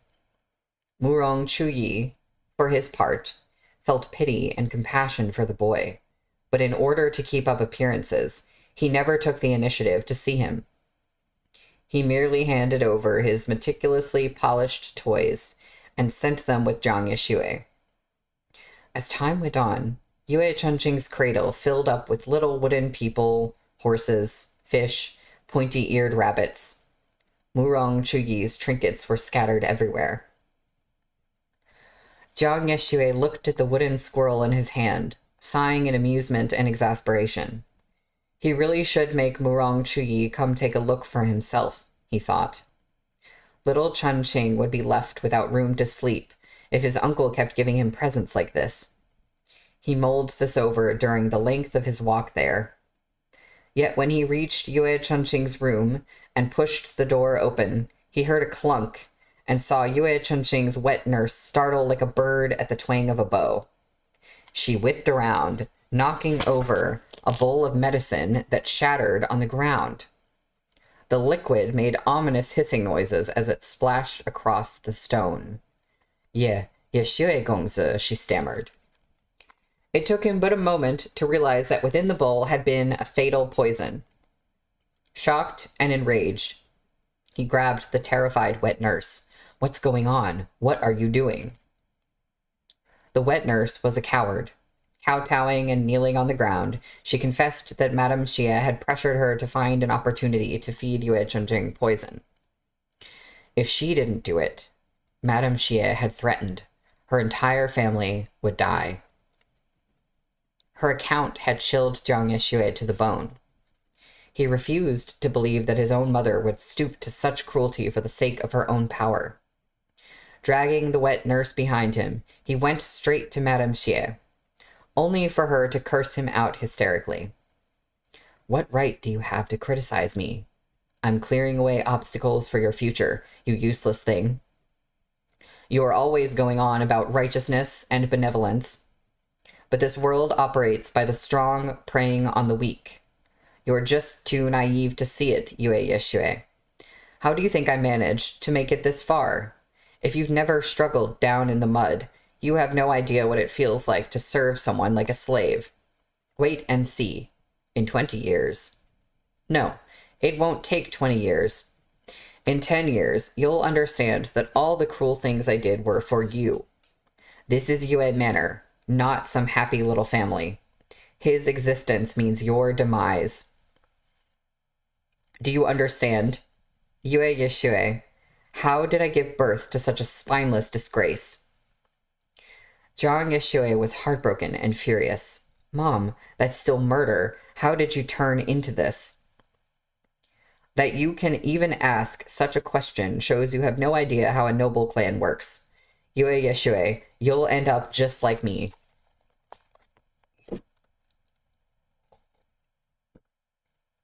Wait and see. If you let that brat live, everything that should have come to you will go to him. By then, the woman's shrill laughter from that night so many years ago seemed to echo, hair-raising, like long nails scraping the bottom of a pot. You'll rue the day you stopped your mother. You'll regret it your whole life. You'll regret it your whole life.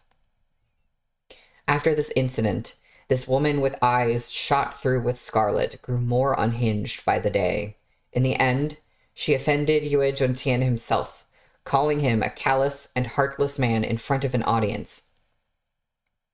The consequences were exactly as expected. Yue Juntian had favored Madame Xie in the past because she was obsequious, gentle, and knew when to bend. She showed the kind of subservience a noble woman never would. Now that her softness had hardened to jealousy, there was nothing left for him to covet. Madame Xie fell from grace overnight. When her attendants saw that she'd repulsed Yue Juntian and would never return to favor, they scattered and left. Even her healer stopped treating her in earnest. Zhang Yeshue saw all of this. As her son, he couldn't simply stand by and watch. He went to her bedside, intending to look for healers outside the residence to treat her. But the instant Madame Xie saw him, she began to scream, clawing at him and gnashing her teeth. She nearly stabbed his throat with a pair of scissors. She could no longer recognize her own son, nor heed his words.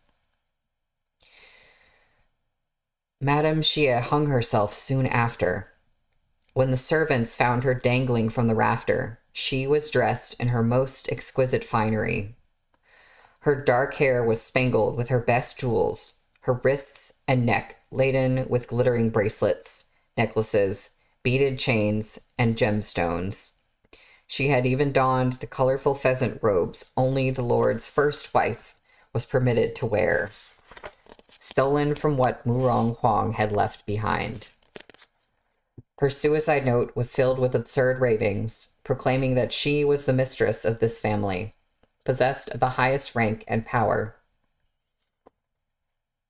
This woman's overweening ambitions painted a tragic, yet utterly ridiculous picture. Whatever last vestiges of sympathy Yue Juntian had for her were destroyed by that note. In the end, she had been right about one thing. Yue Juntian was a heartless and fickle man. Her funeral was hastily and carelessly arranged, and the lord of the manor didn't deign to appear. The lavish costume she died in was swapped for white silk mourning robes, and her dreams of extravagance became a cold and shameful gravestone. In her suicide note, Madame Xie had written fanatically about her son, the heir to Yue Manor, Yue Yeshue, proclaiming he would certainly replace Yue Juntian as head of the family. Yue Juntian knew these were the ramblings of a madwoman, yet he became irked by Zhang Yeshue's existence, and his attitude influenced the rest of the Yue clan. In the blink of an eye, what was previously a faint aloofness turned into outright scorn. That lunatic's son. What ambition those two had, ha ha ha. Zhang Yeshue was in no mood to confront them as he mourned his mother. He'd always been graceful and bearing, and well-read in the classics, and thus was a gentleman unwilling to meet his detractors at their level. He never complained about what he endured, nor did he speak up when others said he and Madame Xie were cast from the same mold. What could he possibly say? Could he tell them he'd stopped his mother from poisoning his infant brother? No matter how vicious and cruel she'd been, she'd loved Jiang Yixue in her way. Now that she was dead, how could he bear to heap another crime upon the lid of her coffin? He let it be and swallowed all of the suffering in silence. But Madame Xie's curse was like a white banner fluttering unceasingly before his eyes. Sooner or later, everything that should have come to you will go to him. You'll regret it. You'll end up just like me. You have no idea how a noble clan works. Many times he startled awake in the dead of night, brow damp with sweat. When he looked outside in panic, he'd always see Murong Chuyi intent on his work, adjusting wooden mechanisms beneath the light of the lamp. Jiang Yixue would lie back down, panting. Thankfully, Murong Chuyi at least still believed him. He didn't think Jiang Yixue coveted power and hated Yue Chunqing in secret.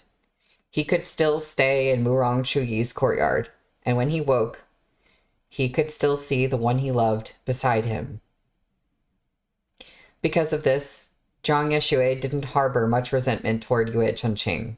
After the boy learned to speak, when he reached out and babbled, "Gugu, Gugu," as he drooled, Jiang Yixue realized he found this tiny child truly adorable. This little brother was worthy of protection and care. He didn't want Yue Chunqing to experience the same suffering he had. Remember when Jiang Yixue said he, hated children? By and by, Yue Chunqing grew up. When it came time for him to enter the academy, Yue Zhontian gave him everything. He was the son of Murong Huang, after all, and hence of royal blood. Seeing it as a chance to ingratiate himself with the emperor, Yue Zhontian ensured Yue Chunqing was handed every possible opportunity in life, and even made excuses to take back some artificing tools he'd previously given Jiang Yixue. Your little brother lost his mother young. His situation is so pitiable. As the elder brother, you need to provide for him. Your little brother needs these more than you do. You're an understanding person. Don't quarrel with him. You've read lots of famous scholarly works. You should know what it is to concede courteously. Several of the manor's more shameless servants mocked him, despite having no status of their own. Yexue Gongzi, a gentleman ought to know when to yield. In irritation, Song Shifu wanted to rebuke them, but Jiang Yixue stopped him, shaking his head. It doesn't matter. We shouldn't sink to their level. But as one thing after another was ripped from his hands, a gnawing hole opened in his heart. That hole yawned bigger and bigger, filled with a swirling melange of disappointment, fear, and resentment. One day, Yue Zhontian again came to call on him. Yexue, you've studied with Chuyi so long.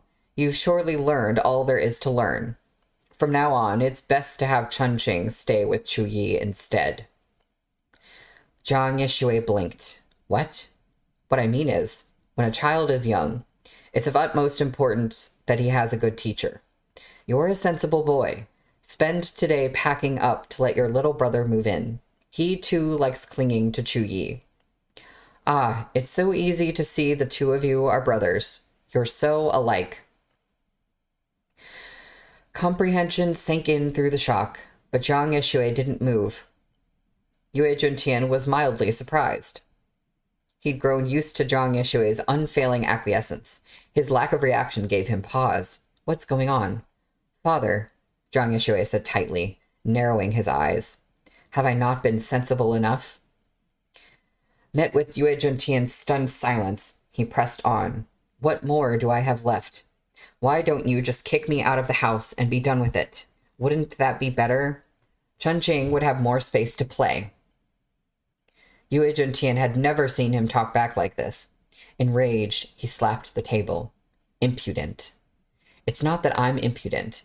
It's that you're crossing a line. What exactly do you take me for? Yue Yishue, how dare you speak to me this way? Jiang Yishue got into a huge fight with Yue Zhentian that day. Jiang Yishue was good-tempered and mannerly, but he wasn't a coward.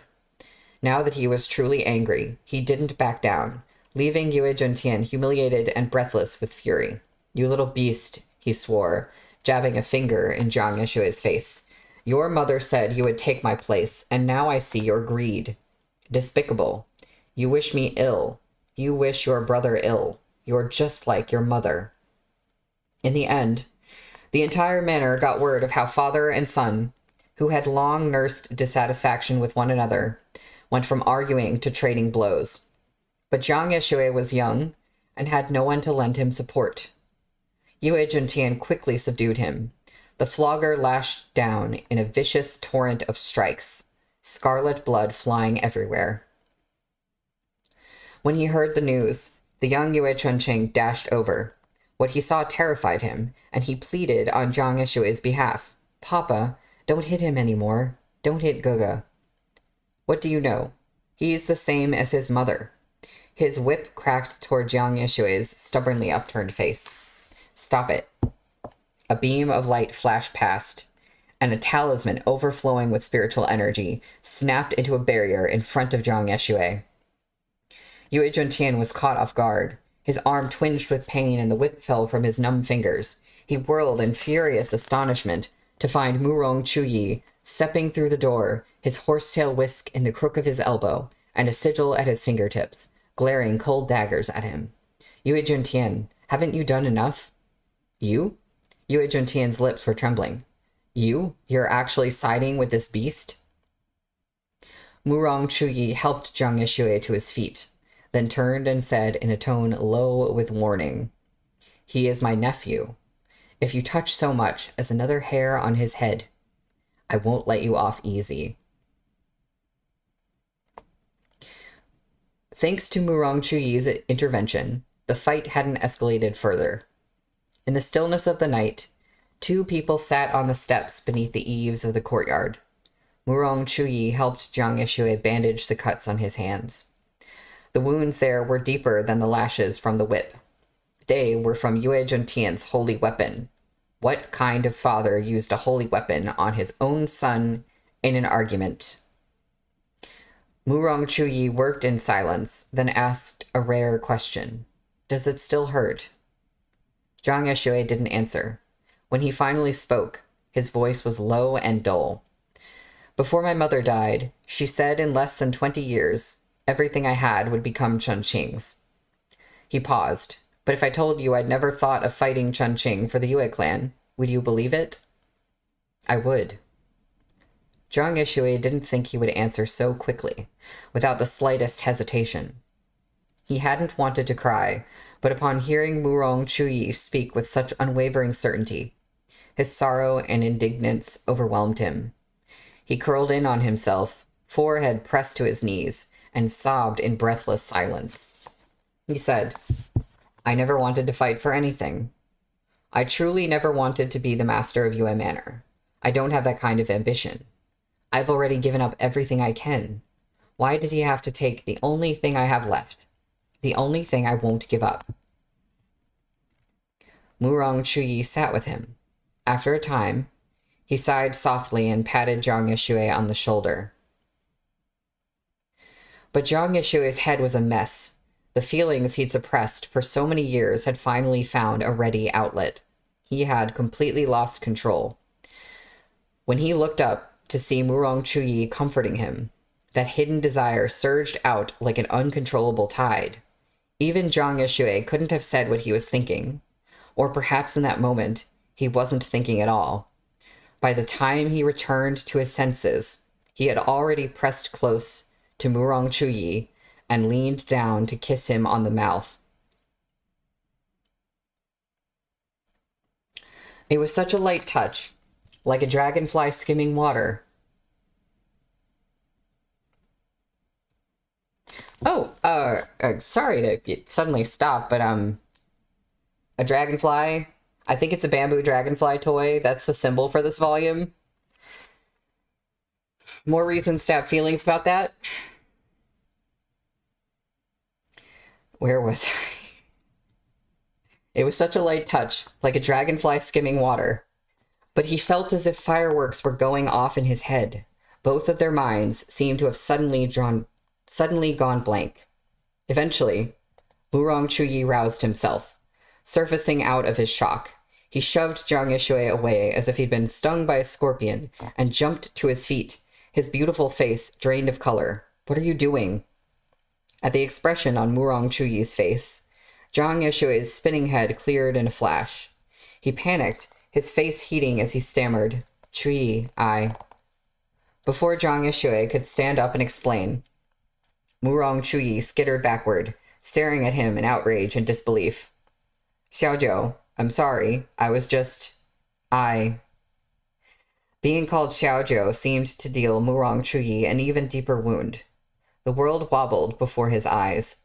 He pursed his lips a few times, wanting to speak, but overwhelmed by the absurdity of his situation. He had grown used to treating Jiang Yishui as a junior. He could never have imagined Jiang Yishui felt this way about him.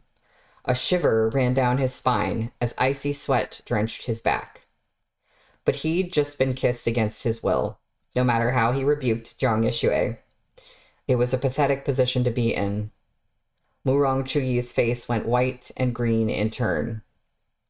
Before Jiang Yishui could speak again, he turned with the sweep of his sleeves and fled. Hey, baby, don't call him uncle right after kissing him. Oh God, yeah. Okay, but there's art.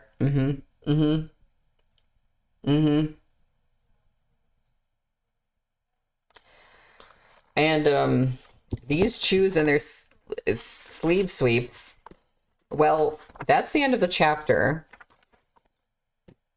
Yeah, I guess it's a cliffhanger, but at least it's a cliffhanger in a flashback and not in current times. Well,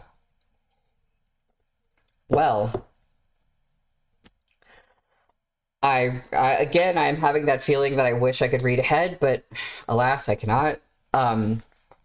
When we come back next week on Monday, we'll be on page 133 for chapter 173, which is called A Gentleman No Longer. I think we pretty well understand the meaning of that one. But today, these chapter titles have been killing me today. What? Listen, so, like, what just happened? Like, what? I think that, I think some of y'all have said, or somebody said something to the effect of, like, Jiang Yishui is, like, too nice, so he's suspicious. But there was something about him that made me just, like, I just didn't pick him out as an even possibly suspicious person. I was like, yes, it's Meat Bun. Anything can turn around in a way that you don't expect. But it's not going to be Jiang Yishui. Like, he's just too... It's just the way that he was so understanding of Gumang at early on in the books. And that role that he took as, like, being a kind person for Gumang was, like, super important. So, like, it was like, I just was like, no, he can't be bad. Oh, I suspected him from the second I met him, and I have proof.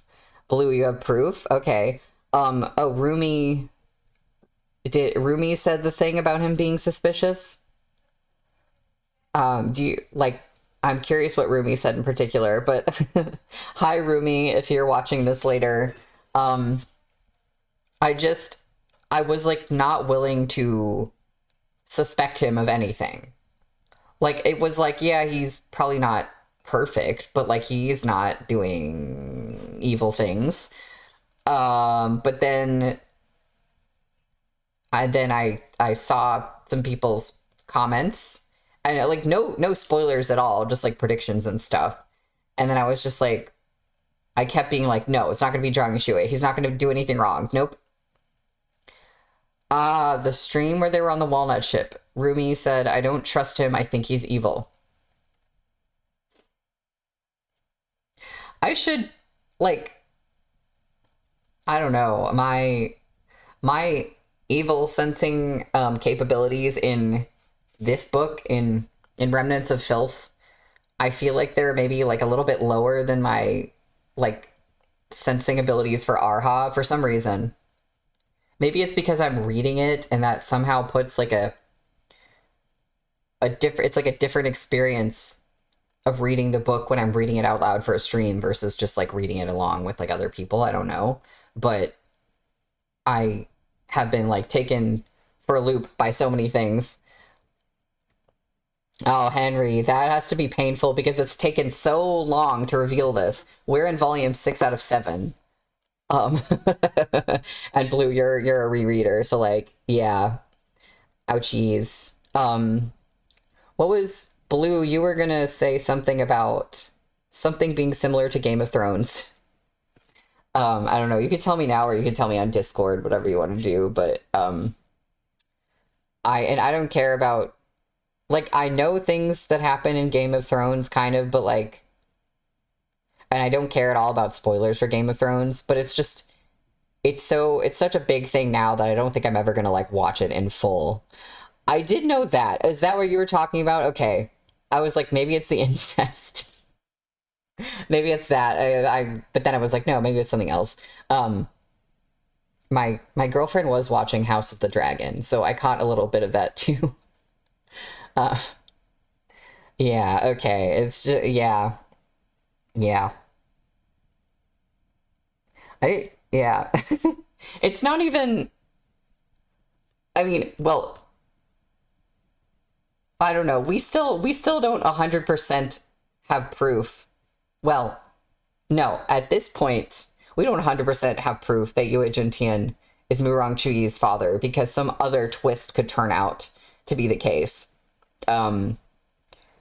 So I'm not like 100% solid on that yet, but it's so like in the scheme of things, I'm like, I don't care. It's just funny. It's like meat bun. Meat bun. I don't know. Um, I don't trust an uncle in this setting. Yeah, you can never trust an uncle, I guess. But in this case, I don't know. In this case, the uncle maybe wasn't bad, but we got to find out more things and, you know, see for sure. So I don't know. Um, the uncle, how, never trust a nephew in this case. But I love how we get, the reveal of Zhang Yeshui doing all this stuff and then immediately all this backstory. So I'm just like, it's like a roller coaster. Like I felt bad for him and I really liked him. And then I was like, what? And then I feel bad for him again.